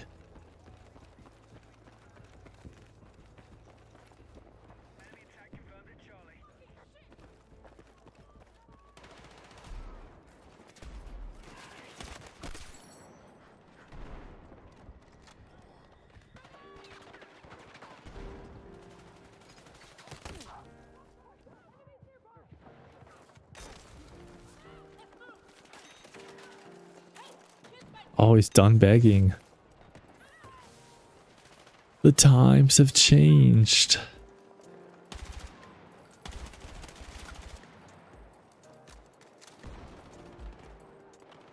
But he'll always be doing hater. That's facts.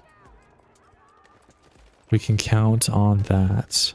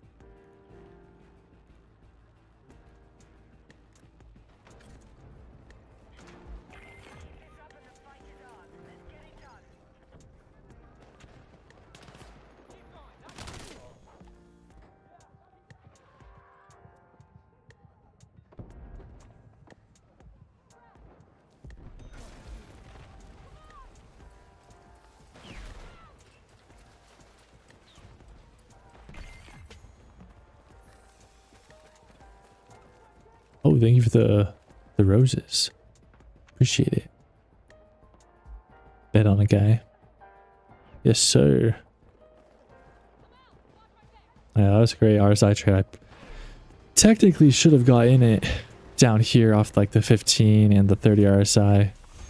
Could have gotten an extra like 20 points out of it. Extra 40 bucks, but we're still chilling.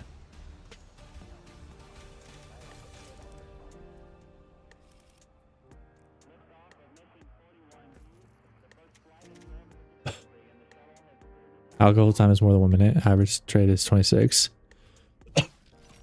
Yeah, genuinely might just have to throw this account on the algo since I'm starting to lose hope. Not like actually lose hope, but like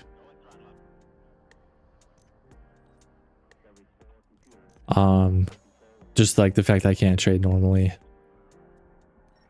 It's like, yeah, either do like kind of RSI chop, or I just kind of do my old strat if I can. But anyways, might be worth just throwing on the bot since it can. And if it works with the rules, then why not? Oh, you did RSI chop? Kinda. It was a little late. It was most like the logic was mainly like, oh, Dylan, welcome. Tapping in. The logic was mostly like, since we got a back above the 5. But it was definitely kind of with the assumption and the correlation that we hit the 30 on the RSI in the 1 minute here, as well as the 15. And then we bounced and got above the 5. And then I kind of was just like, kind of got in it, expecting it to maybe take these highs out. But it just kind of kept going.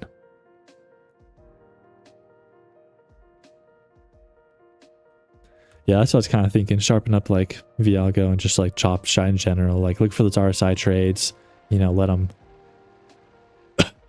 you know, get 50, 100 points. Why not? Yeah, I think this trade was like 50 points.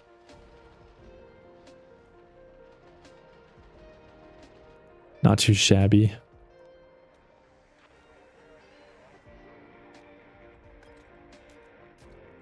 Let's see. Do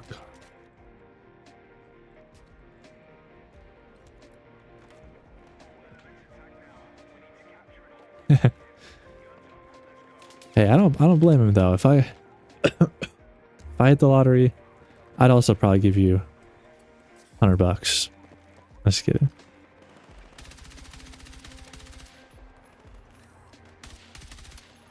Oh, I love the recoil on this gun.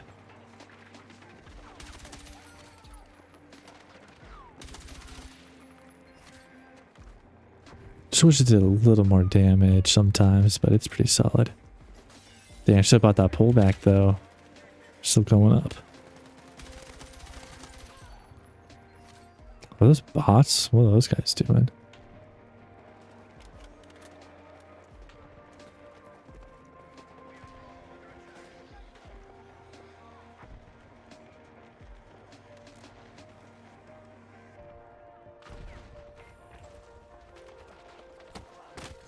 Oh, he is in the corner. I looked in the corner and didn't see him. He was on the chair.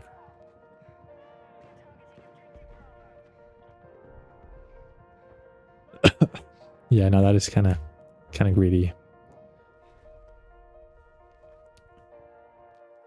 But also, like, and I'm sure you know this. I'm sure you're just memeing.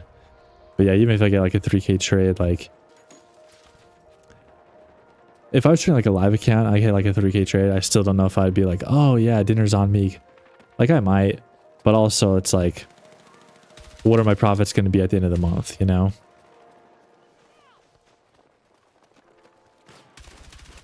Because obviously like a 3K day is awesome, but if your end of the month P&L is not good, even with that, then, you know, it's still not ideal.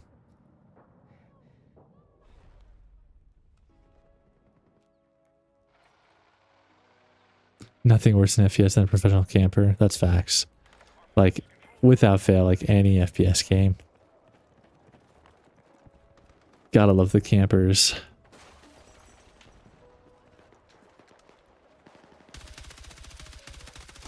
Like, obviously, this isn't Call of Duty. I'm not expecting people to run and jump around corners, but like, at least like move to the next objective, you know? Be like tactical. You know, use cover, but like, if you're sitting in a corner.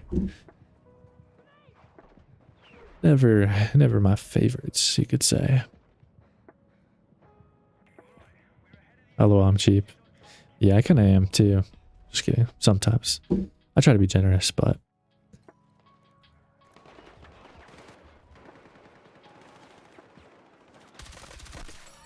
Oh, I just beamed that guy's head. That was some crazy damage per second. Headshots only.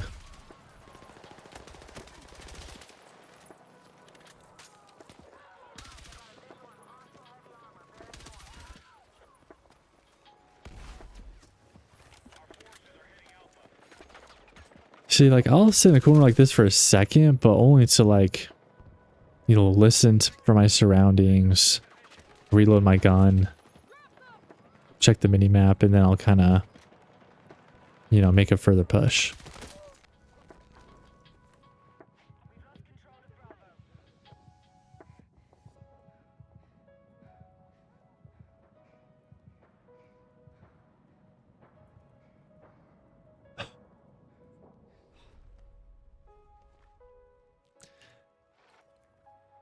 Yeah, that's fair though. Like a 3K day, definitely.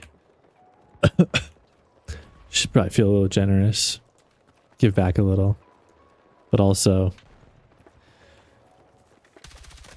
until I like really am confident with trading, which I, you know, I should be soon, and I kind of am in some ways. Part of me still like doesn't trust like that those profits are locked in. Even if I like take a payout. I guess like taking a payout, like that's different. Like a 3K payout versus a 3K day is definitely different. But like a 3K day, if that isn't locked in with a payout, it's like I could give that back in the next week if I don't trade good.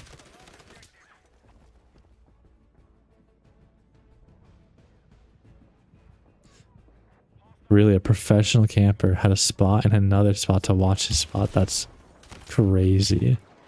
But I'm not surprised, honestly. I've definitely played against it several times.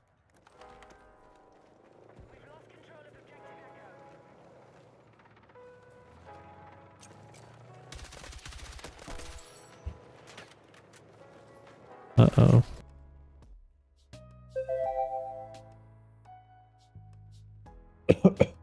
Uh-oh.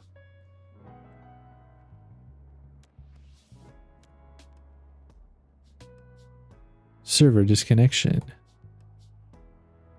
The stream's still alive though. That's good, but we did just get like a little server disconnect.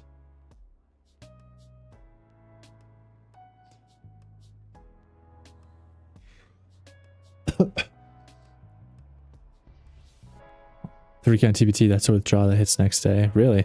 Oh yeah, that's right. It's like take profit, yeah. Can you like take all of it though? Or just like some of it? Like if, obviously I'm sure it depends on like your drawdown. Or if you have like a buffer and stuff. But yeah, if you have a 3K day, you can just like withdraw all of it. That's kind of sick.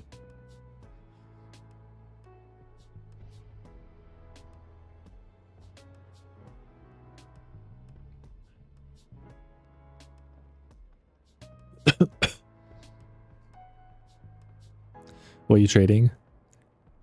I'm trading NQ futures. Just withdraw above the buffer. Gotcha, gotcha. Yeah, I like that. I like that.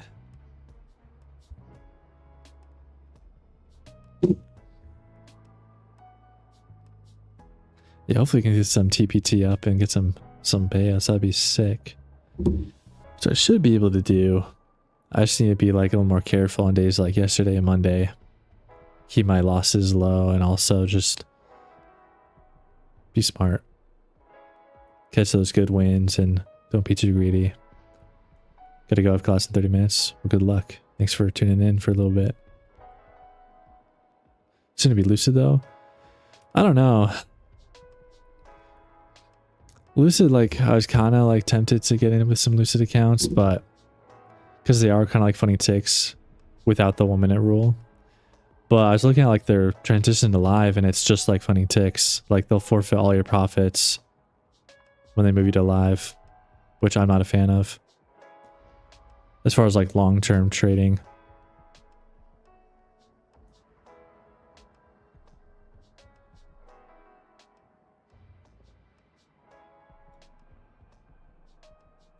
Like cheap accounts are nice to kind of get into trading, maybe get a couple payouts, but I don't think Lucid and Funny Ticks are really meant for like live traders or like for long-term traders. Just because like they don't really promote like actually building up and like scaling your accounts.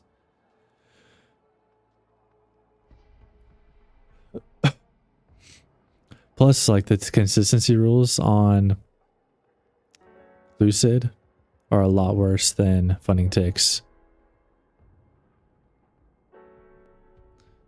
But yeah, if I am gonna like actually build up some profits and withdraw them and possibly go live,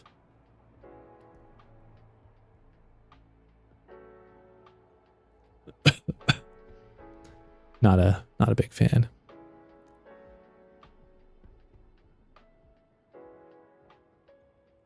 No consistency in the one you're in.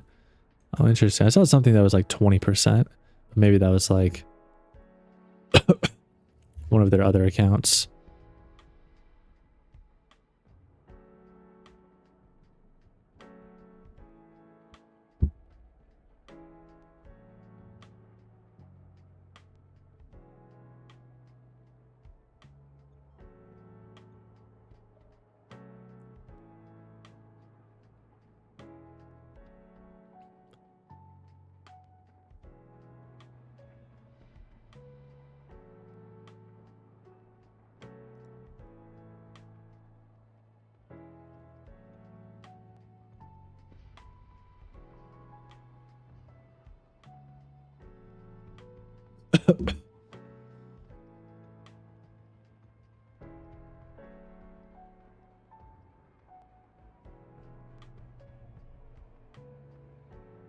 Oh, that's nice. That's nice.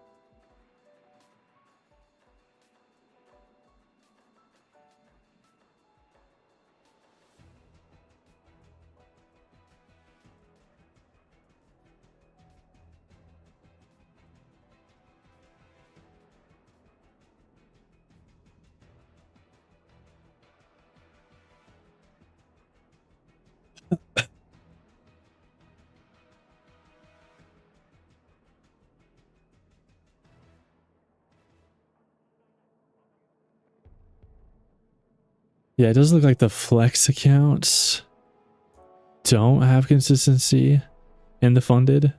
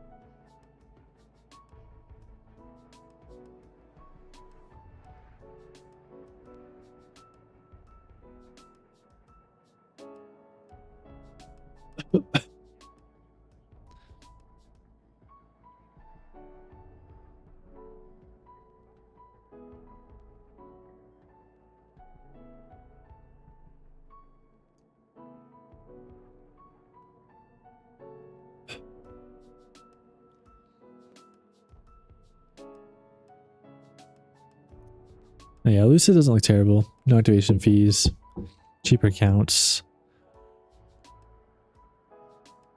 Rules aren't terrible. 6 payouts to live.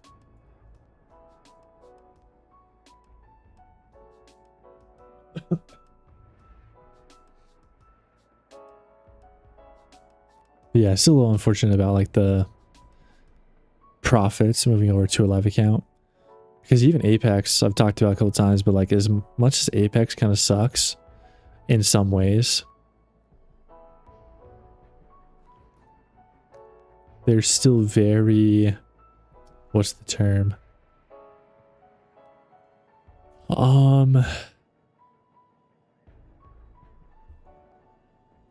Sorry, my mind's totally blank. I got like distracted by something.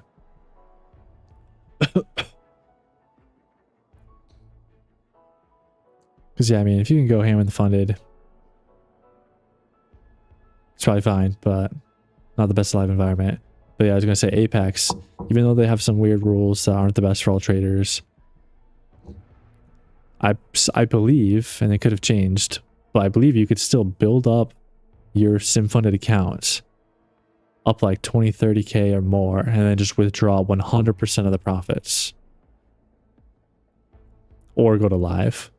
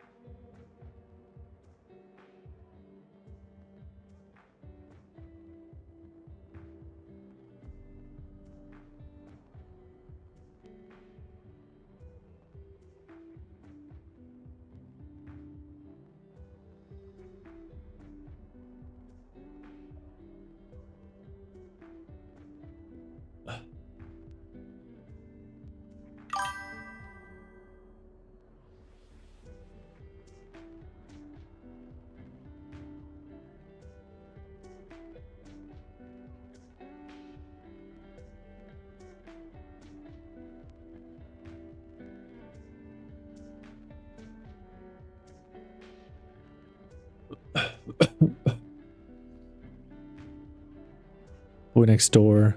Maybe the follow. Yeah, most props probably would only do that, like you said. But I think the difference is a lot of the ones, especially the ones that have been around for a while, if you make like 20K like you did in your Funny Ticks accounts, they'll give you the option to like withdraw all your profits before you move to live. Or they'll let you move to live with your profits still as like extra drawdown. But that might have changed in the last like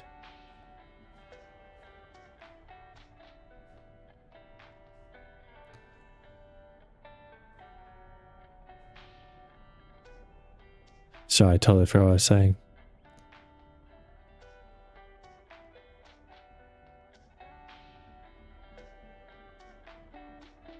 Someone fund me $10 to start my trading. Ask Tech Flu, he might be able to.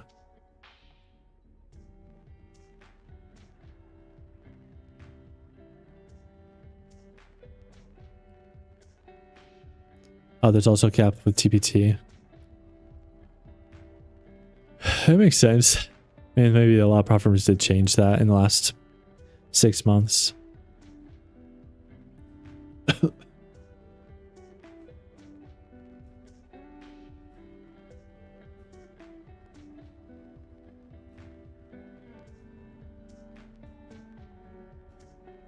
See, that's like a little unfortunate. Like, it makes sense that they might like only give you 6K for your live account or whatever. But yeah, if they're gonna like just like forfeit your profits, that's kind of... Oh, no cap on TPT? Did I read that wrong?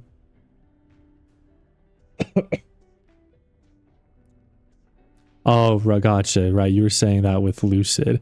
I saw like you say like they moved TP live. For some reason I thought, you know, like take profit trade, but yeah, no cap on TPT, but there is a cap for Lucid. Yeah. See, I'm not saying you're wrong with that like statement.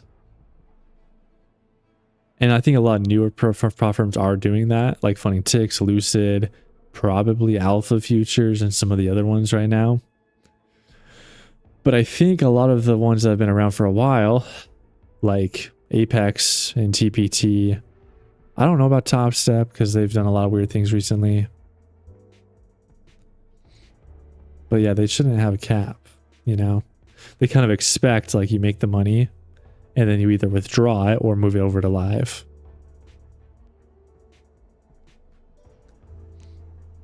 And obviously their goal is to move you over to live before you make a lot of profit. But obviously not too soon to where you're not a good trader.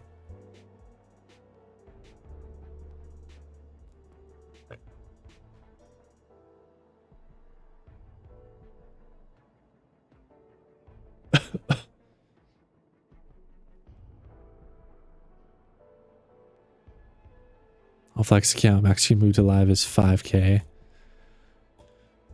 Which isn't like bad drawdown to like obviously build up, right? From like, yeah, like to 60K or whatever. And like you can still definitely make the live account work. And like I'd say that's not even like my issue, is like I don't mind like having a live account with like only 5K in drawdown. But kind of like we talked about, like if I am making payouts and building up my sim accounts and they decide to move me to live and I lose 10K of the money that I made because that doesn't move to live, kinda not my favorite.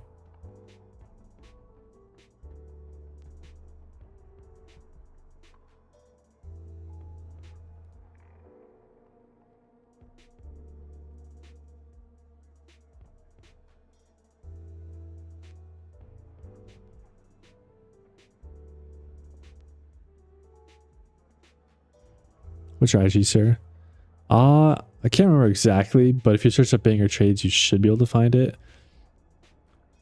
Or you'll find the link on my YouTube. But it might be like something weird, like Banger. Oh yeah, it's BangerTrades with 2 S's at the end because the other one wasn't available. Also, whoever this guy is, what are you doing? Mute that guy. Holy cow. So I might just ban him. Get out of here. Buddy. Just made a class. Nice, nice.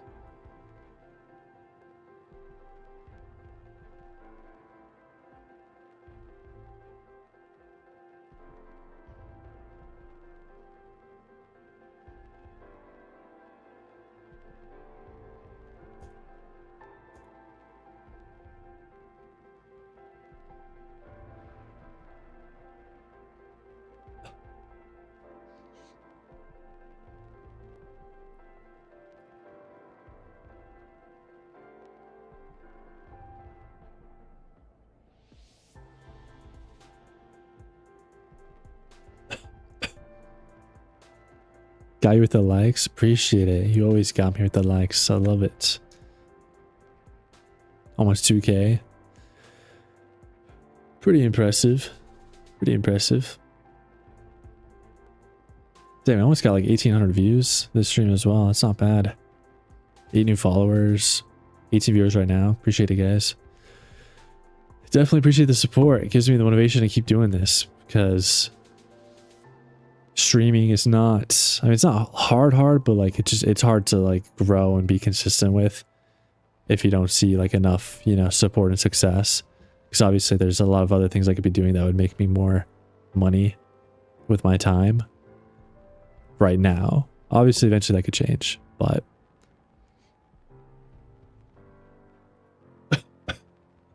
so I appreciate it.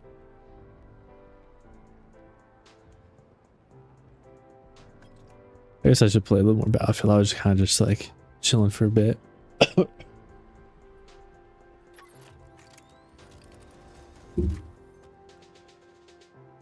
I'll play like one more game. It's not my favorite map though.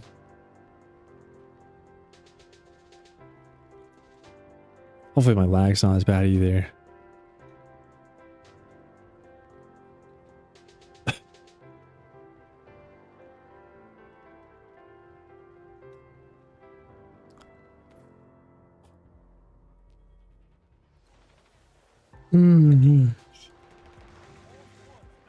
Kind of a close game.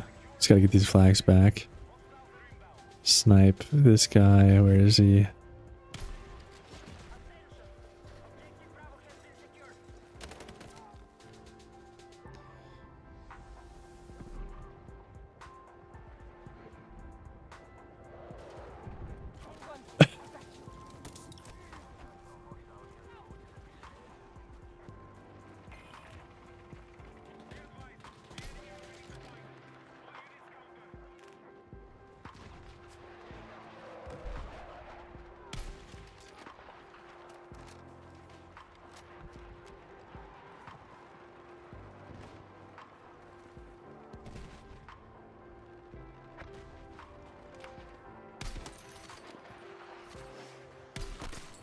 Ooh, let's go. That's a little 3-piece. That one was for you, chat. Oh, that tank's gonna kill me.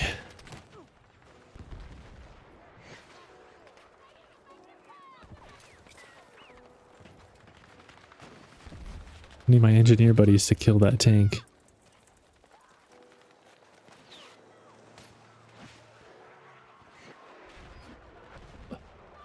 Also, if you're new and haven't subscribed or followed yet, please, I would appreciate it.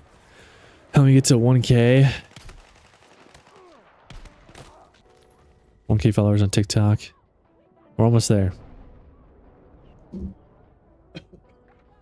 Need like a, what, 120, 121 more.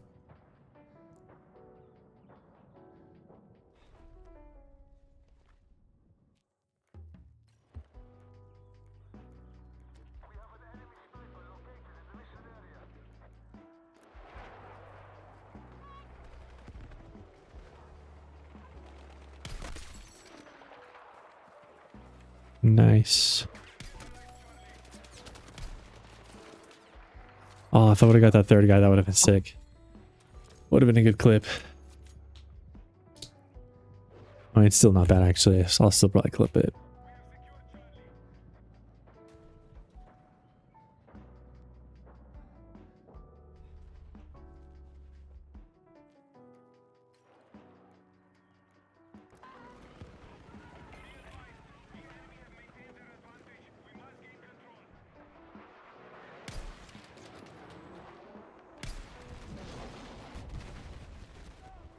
Dang, this game's cinematic.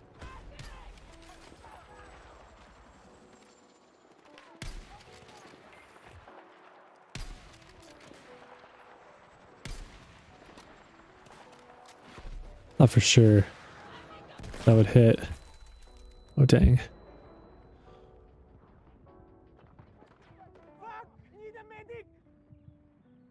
This guy's got me.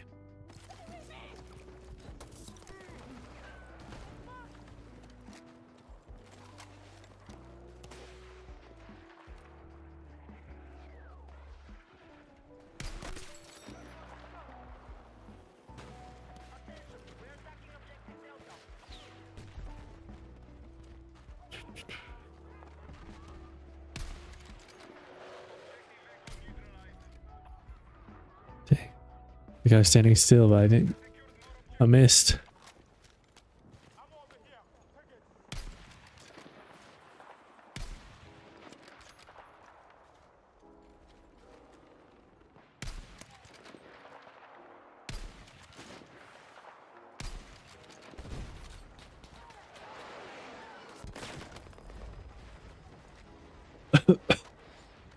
Dang, whoever's flying that F-16 really knows what they're doing.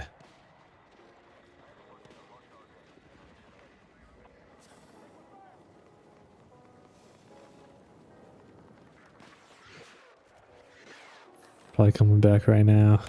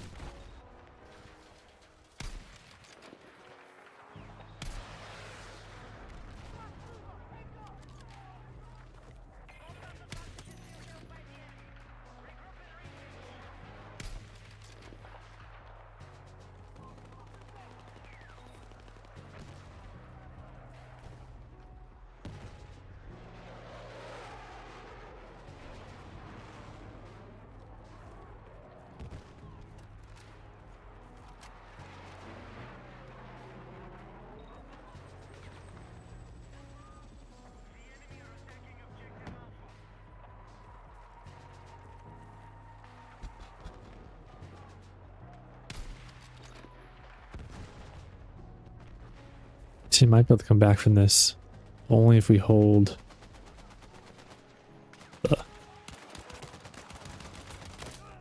How did that not hit him or kill him? What the frick, chat? What the frick? Lorenzo, thank you for the follow.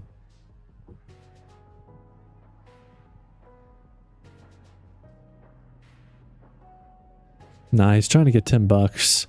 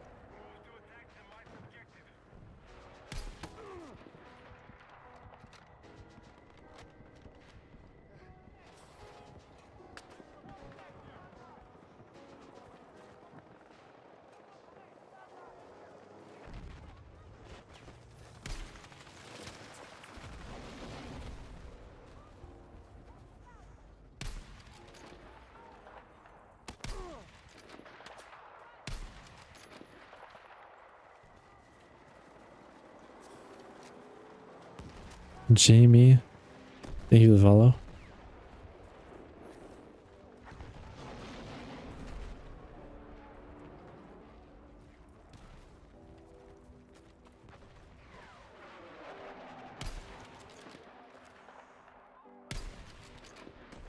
Not sure what the zeroing is for this.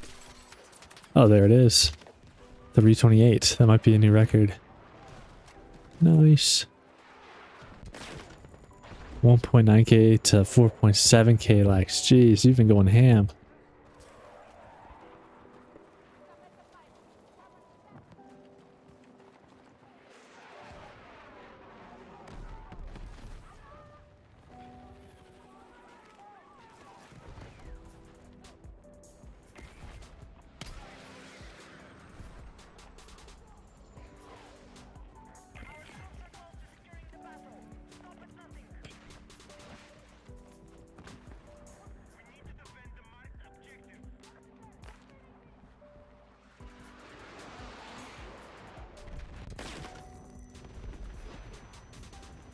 What the?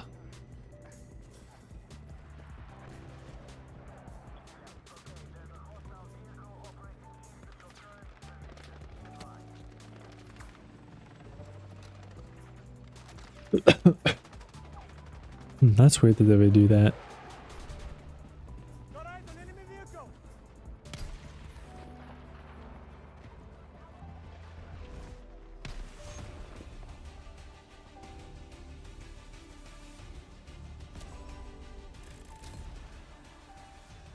Yeah, I did kind of go away from them as well, just because of that one thing that happened on stream with like the not letting me cancel my order.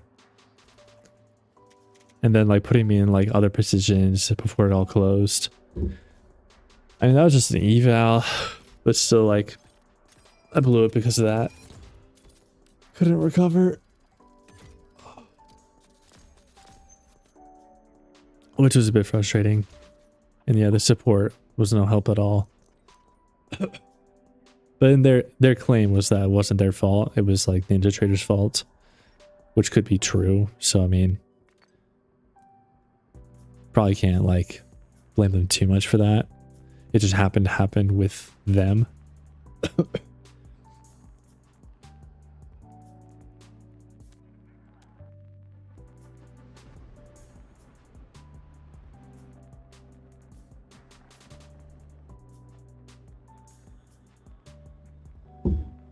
What EMA timeframes do you use? I use the 1 minute, 5 minute, and 15 minute. And they're all the 9 EMA. TradeVet and Ninja do be glitching. Yeah. I might go back to... I mean, rhythmic glitches too. I feel like everything glitches in the prop firm space. But at the same time, like if I do get like a take profit share, I might get rhythmic and then use like Quan Tower, because I don't know if I like it better than Ninja. And I wouldn't be able to have like my indicators like this unless I can somehow make one or code one. But I like kind of want to do it just because I don't know. It's more just like a mental thing, because when I was getting all my payouts, I was using Quan Tower. And it's just like simple, and it's easy to access from like a laptop as well. Or NinjaTrader I can't really use for my laptop because it's just like a hassle to set up, and my indicators are tied to my hardware ID, so I can't use them on my laptop and my computer, only one at a time. I'm sure they'd get a little upset if I were to keep switching my ID back and forth.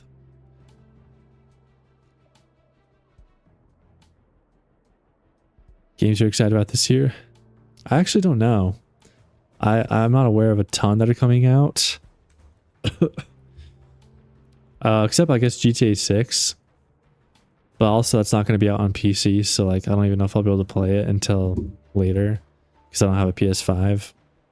Unless I like get one later this year, but I don't know if I will. Unless I have like a lot of extra money and decide why not.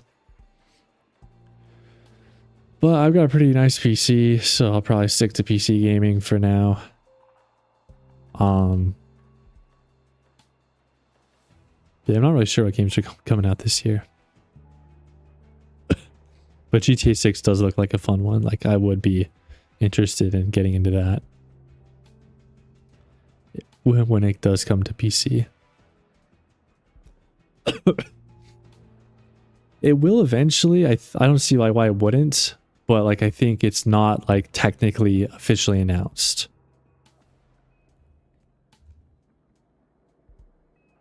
So it won't be on day one, is what people are saying. I guess it still could be, but like they just haven't like announced it as like a being on PC for like release. And yeah, hackers and stuff. It like makes sense, I guess, but we'll see what happens. I mean, if it even comes out this year for console, I mean they keep pushing back the release.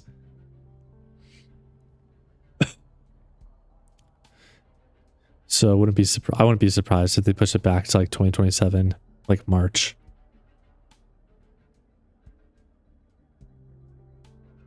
But yeah, a lot of people are speculating that the PC release could be like 12 to 24 months later.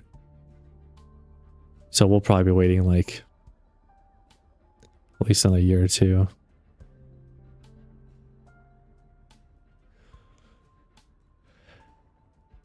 Yeah, that's what I'm kind of realizing is a lot of these newer firms do have more rules than you think. And I guess they kind of have to like make money. But I don't know. Otherwise, they'll just get a bunch of like veteran traders who are like, oh, a new prop firm. I can go get sim funded and make a lot of payouts. Which probably bankrupts a lot of prop firms. So they probably do have to keep their rules a little tighter at first until they get like more customers. Until the bad traders trust them as a firm. Because bad traders probably aren't going to trust a brand new firm unless they're dirt cheap or like people have already gotten payouts from them.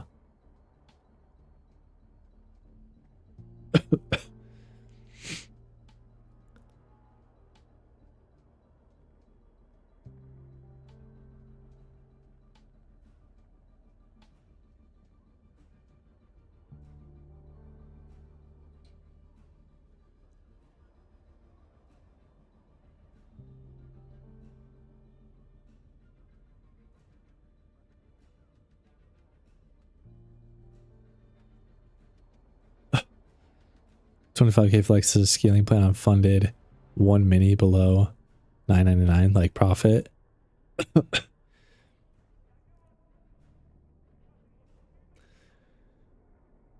Yeah, that's not a lot of freedom.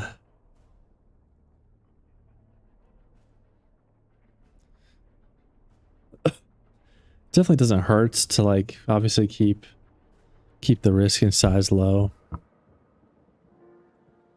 on a 25k account. But yeah, it is a little annoying with like the just lack of freedom. Especially with like a strategy like the EMA one, where you scale in with more contracts. Because I was running into that issue even with like funding ticks. It's like I could only trade 2 minis on a 50k account. So I can't even do like the proper scaling with minis. Because then if I did like 1, then 2, I'd be in 3, which is too much. Even though like I'm still keeping my risk the same and tight and it's a good strategy, it's like can't do it. I can't even do 7 initial. Because I think that's too much as well. Because 7 plus 14 is 21, which is too much.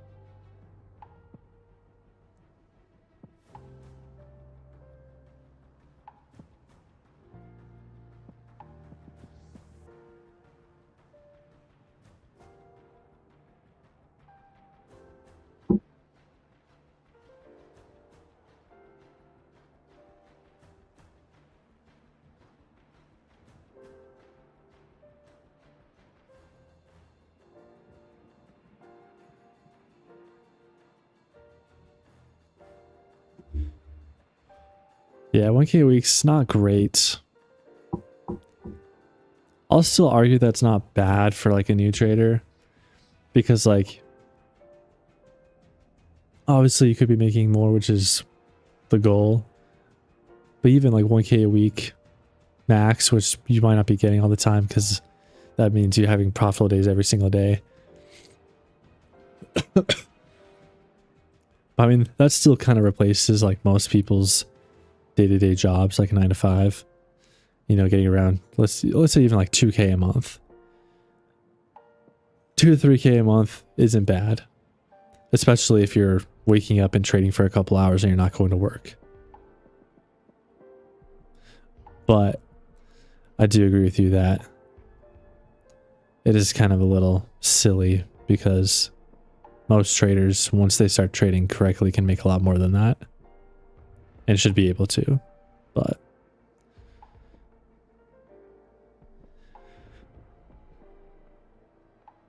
yeah, the scaling plan should be there to help you, and I feel like sometimes it is, but it sounds like on that one it is kind of just slowing you down, keeping you from making more profits.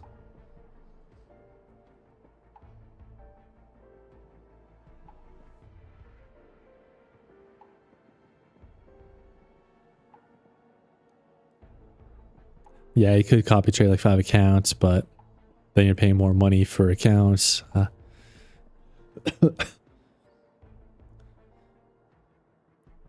There's definitely ways to make it work, make it worth it, I guess. But yeah, I'm definitely leaning towards TPT. And then maybe I'll use like Quant Tower, like I was saying. I still don't know exactly how I'd go about doing that. Just because like I do like it for a lot of reasons, simplicity and everything, but I would need to probably figure out how I can get the EMAs on there multi-time frame, which actually, now that I think about it, I might be able to. Maybe I should check, because I do have Quant Tower. And I do have like an old Apex funded account that I think I mentioned before. I have like $10 left on it or less. I just haven't blown it. I'm kind of surprised I haven't like deactivated it for not taking any trades, but I can still log into it and look at charts. So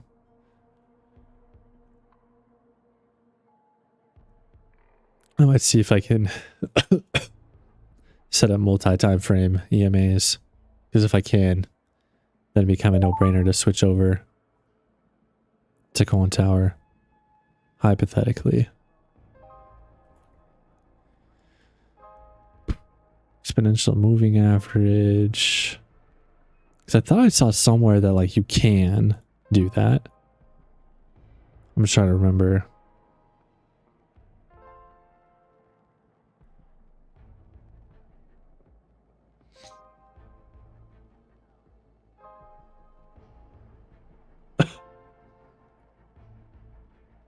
Yeah, maybe you can't.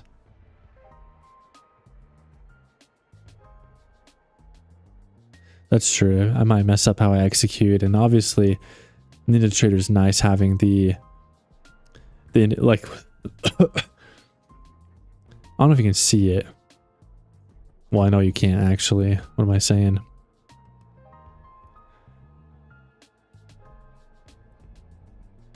No, that's the wrong screen.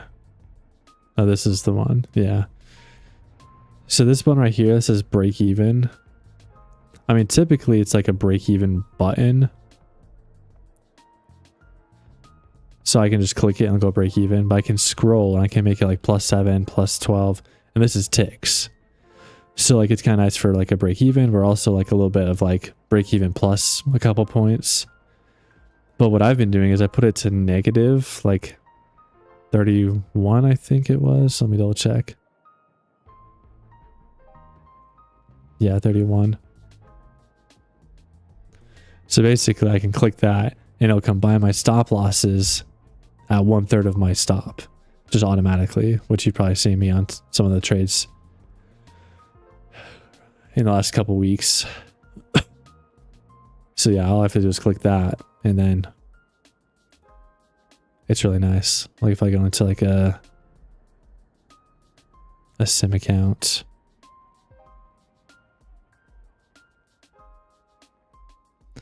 Actually, the price isn't really moving right now, so I'm probably not going to do it because I might not get like in profit enough to like give you an example. But I've kind of showed it before, and I think you kind of understand the idea.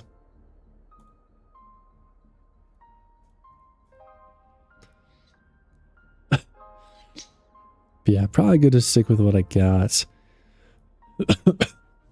But it's tempting because Quantower does have a lot of nice features where you can like drag your stop loss from the...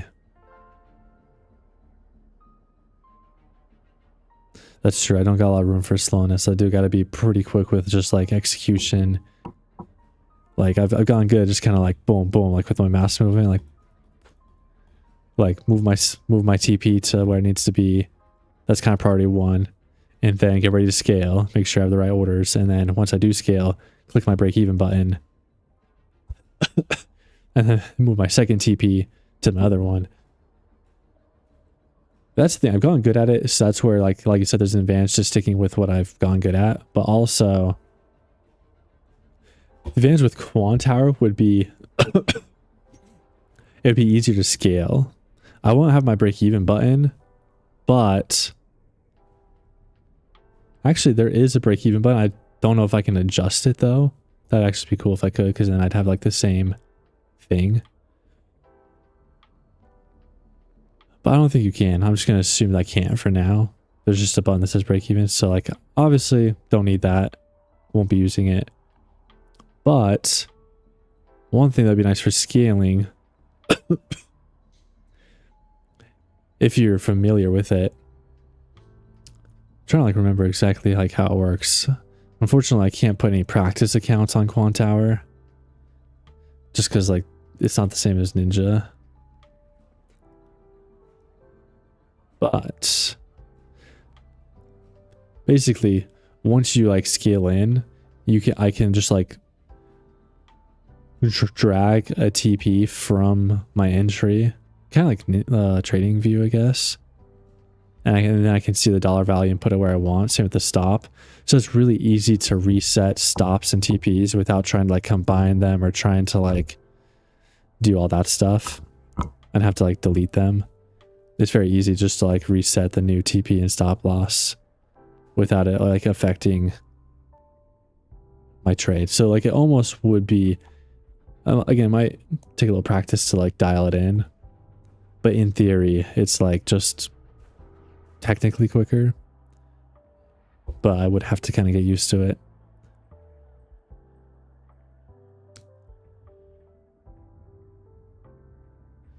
I had a funny tick account when they came out with the new rules. I blew it on purpose. I know I'm kind of almost in that boat, low key.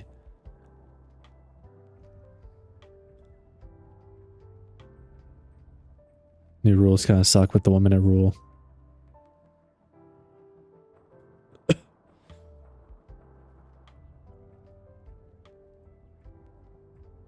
Yeah, I know. And Q, you basically have to like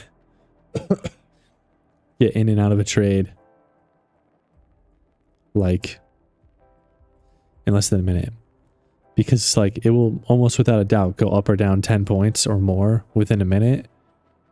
And everyone knows like 90% of traders who are profitable, who trade in Q, only target like 10 to 20 points max. And if I'm up 10 points, right, if I'm at $200, $400 on like one contract, it'd be kind of silly not to take profit, especially if there's a chance it'll reverse and go the other way. Like it's not, because they call it high frequency trading. That's not what it is. It's scalping. Like scalping only takes like 10 to seconds sometimes, maybe a minute. High frequency trading is taking like 10 trades in 10 seconds. That's a lot different. So yeah, I don't really know what to do with them. I still have this funded account, but again, I've mentioned earlier, I'll probably still take some trades on it. See if I can get out a drawdown, get a payout, but I don't care too much about it right now because kind of just sucks. Like that rule's kind of ridiculous. Like my old strat wouldn't even work at all.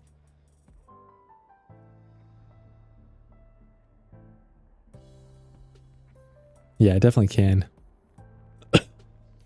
Just gotta either hold these EMA trades hecka long, or just go for like, yeah, some RSI trades like this. I mean, this is obviously a good trade with the trend and the RSI 30, RSI TP up here. I mean, 50 points. I mean, yeah, take one of those trades every day, you're chilling if it happens, but just if you size up a little bit more.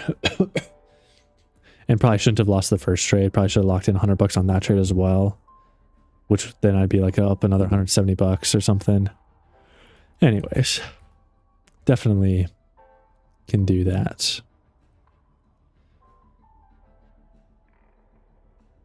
Yeah, my fund futures. That's one I actually kind of forgot about, but they seem pretty solid.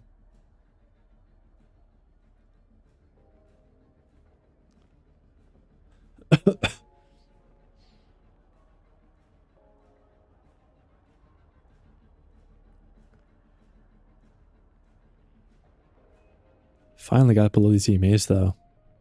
Nice little uptrend here. Oh, looks like we didn't quite hit 26k though. I guess it's a good thing we didn't hold out for that profit.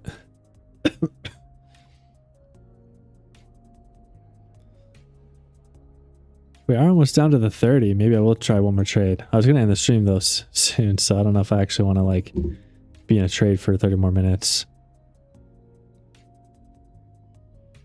But I might still throw it on, even if I end the stream. We'll see.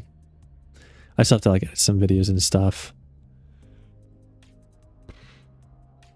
So I might like leave the trade on while I do that and then see what happens. But only if we get down below the 30.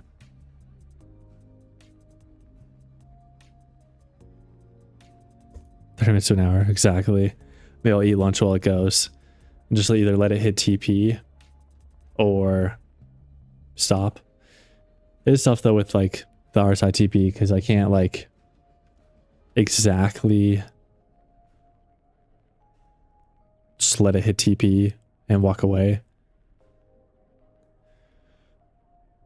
But I could put it like kind of in the rough area that it might be in. That's true. I could trail stop it, like put an auto trail stop. The only problem is like with Ninja, I have to set up the auto trail before I even get in the trade, which obviously I can do right now. But like if I was in a hurry to get in the trade, I'd have to like make sure I have the trail stop set up before that. Let's see.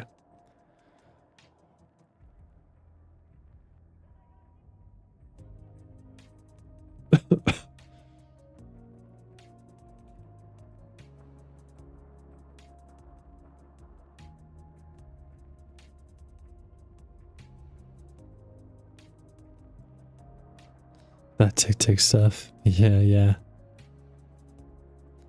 Yeah, Truth's not in class, not paying attention. Hey, he's got his priorities straight.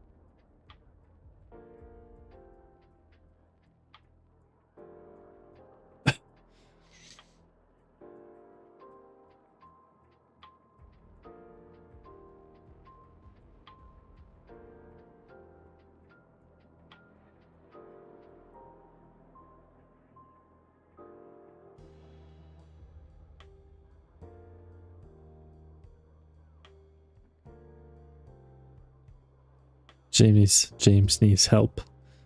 What was he saying?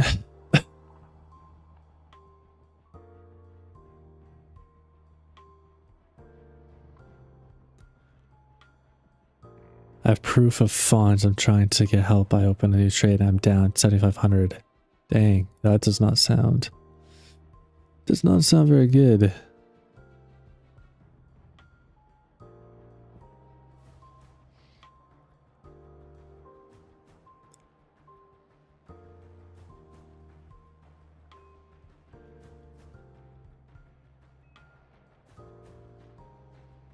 Why didn't you grab the long?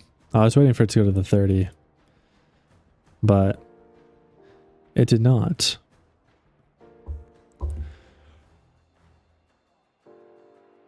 Still might, actually. And I'm trying to kind of figure out the trail stop thing, which I don't know if I have figured out, because it's like in ticks. I'm trying to like convert the ticks and like I don't, let's see.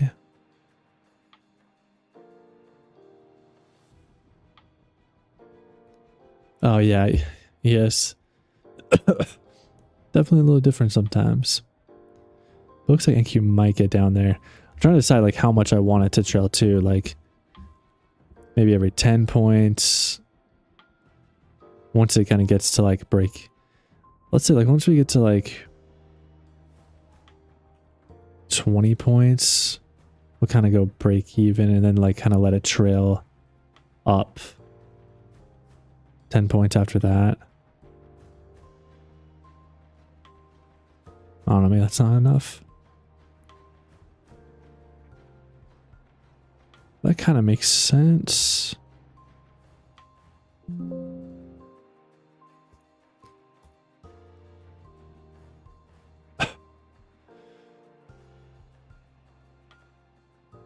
See this bear flag. Bear flag could play out here. Then if it does, it might get to that 30 and then we'll take the long.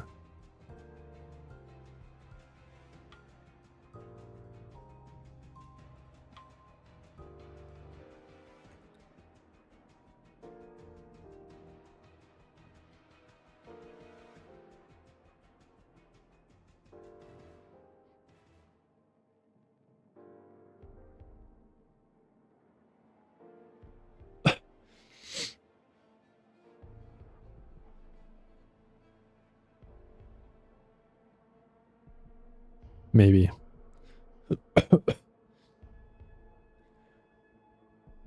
Might not happen.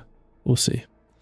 Might tinker with Coin Tower for a little bit in case I do decide to give it a try. Because I could still do Coin Tower and still connect to NinjaTrader. Or I mean Rhythmic. Do like Rhythmic. Because I don't necessarily need Trade of 8 to connect to NinjaTrader. So I could like switch between the two depending on what I want. So yeah, I could have sworn there was like a way I could kind of choose like the time frame.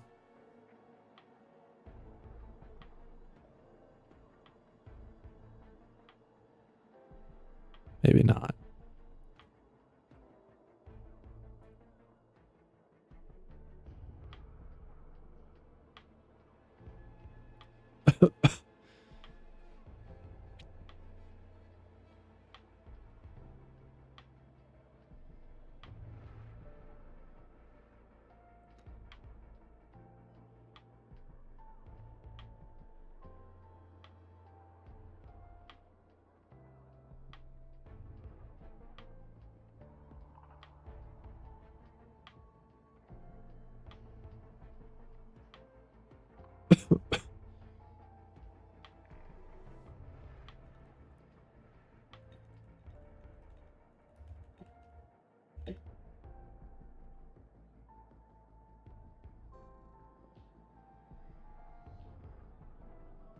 Measure a pullback. Use the height as a stop.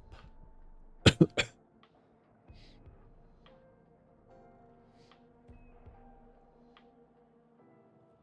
probably not a bad idea. Kind of from like 63, 45. What's that, like 19 points? So 20 point stops probably pretty valid.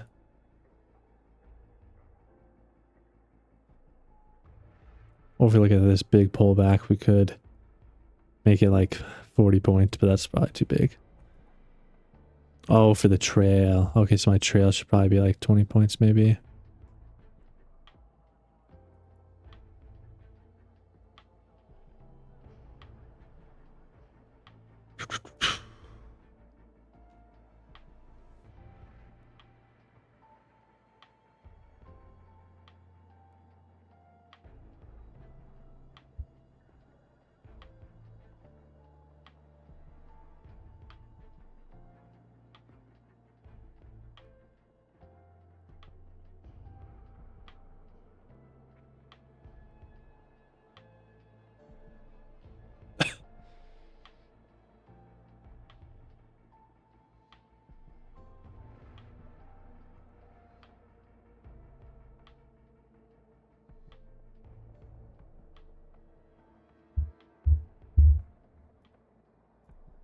If I am going to go like hands off, probably do something like that.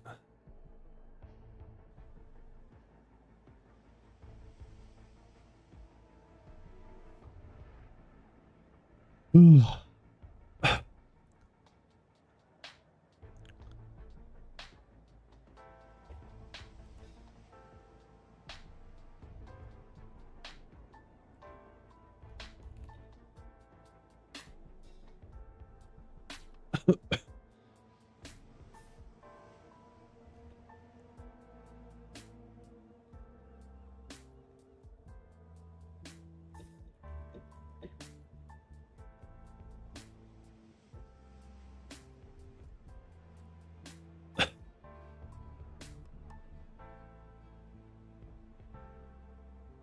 Bearish? Potentially. I'd say we're still very bullish overall, looking at like the 5-minute, the 15-minute. But that could change.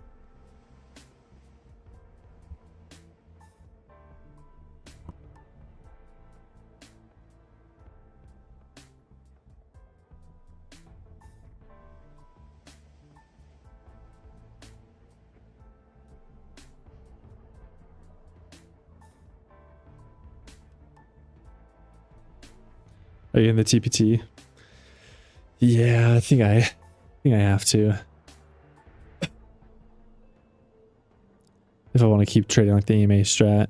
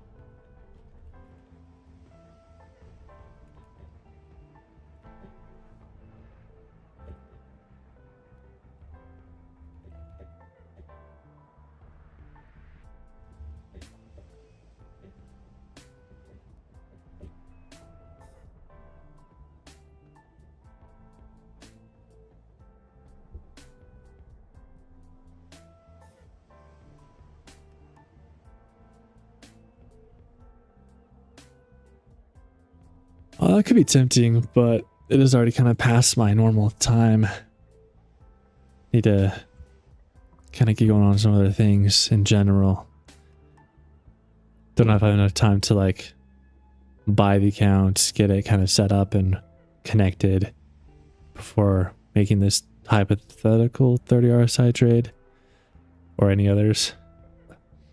So I might just wait for like the better price action tomorrow and momentum. If you know what I'm saying. I'm not in too much of a hurry to like pass it. Like obviously I am to get paid, but an extra day isn't gonna hurt. In my opinion.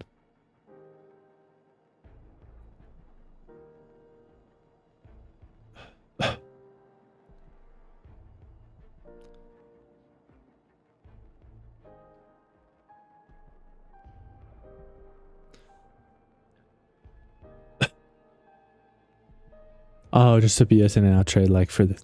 I see what you're saying. Yeah, just like to count the day. Yeah, as like one of the 5. That makes more sense. I was like thinking of like an actual trade. I was like, I don't know if I want to like force anything just to like, you know, have the day. But I guess yeah, if you just like go in and out of a micro,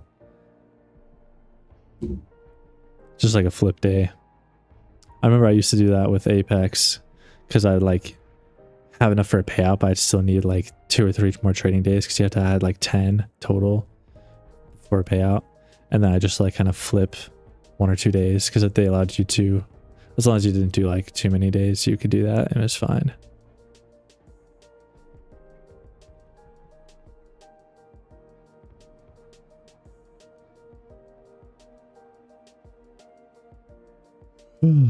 Yeah, I might have to do that.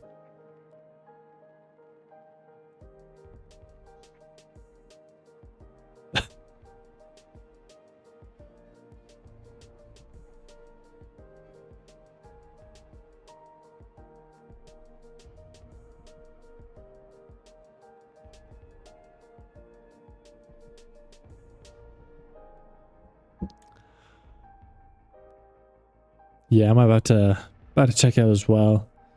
I'll catch you guys tomorrow. Appreciate you guys hanging out. Of course, I still might make this trade. If I do, I might put it in like the Discord or just like I'll record it so I can like clip it later if it works out. But I'm gonna go edit some videos, get ready, eat some lunch. But appreciate all you guys. If you're new, would appreciate a follow or check out my YouTube channel, subscribe for more. I'll be back tomorrow morning and hope to see you guys there. Peace out. Bye.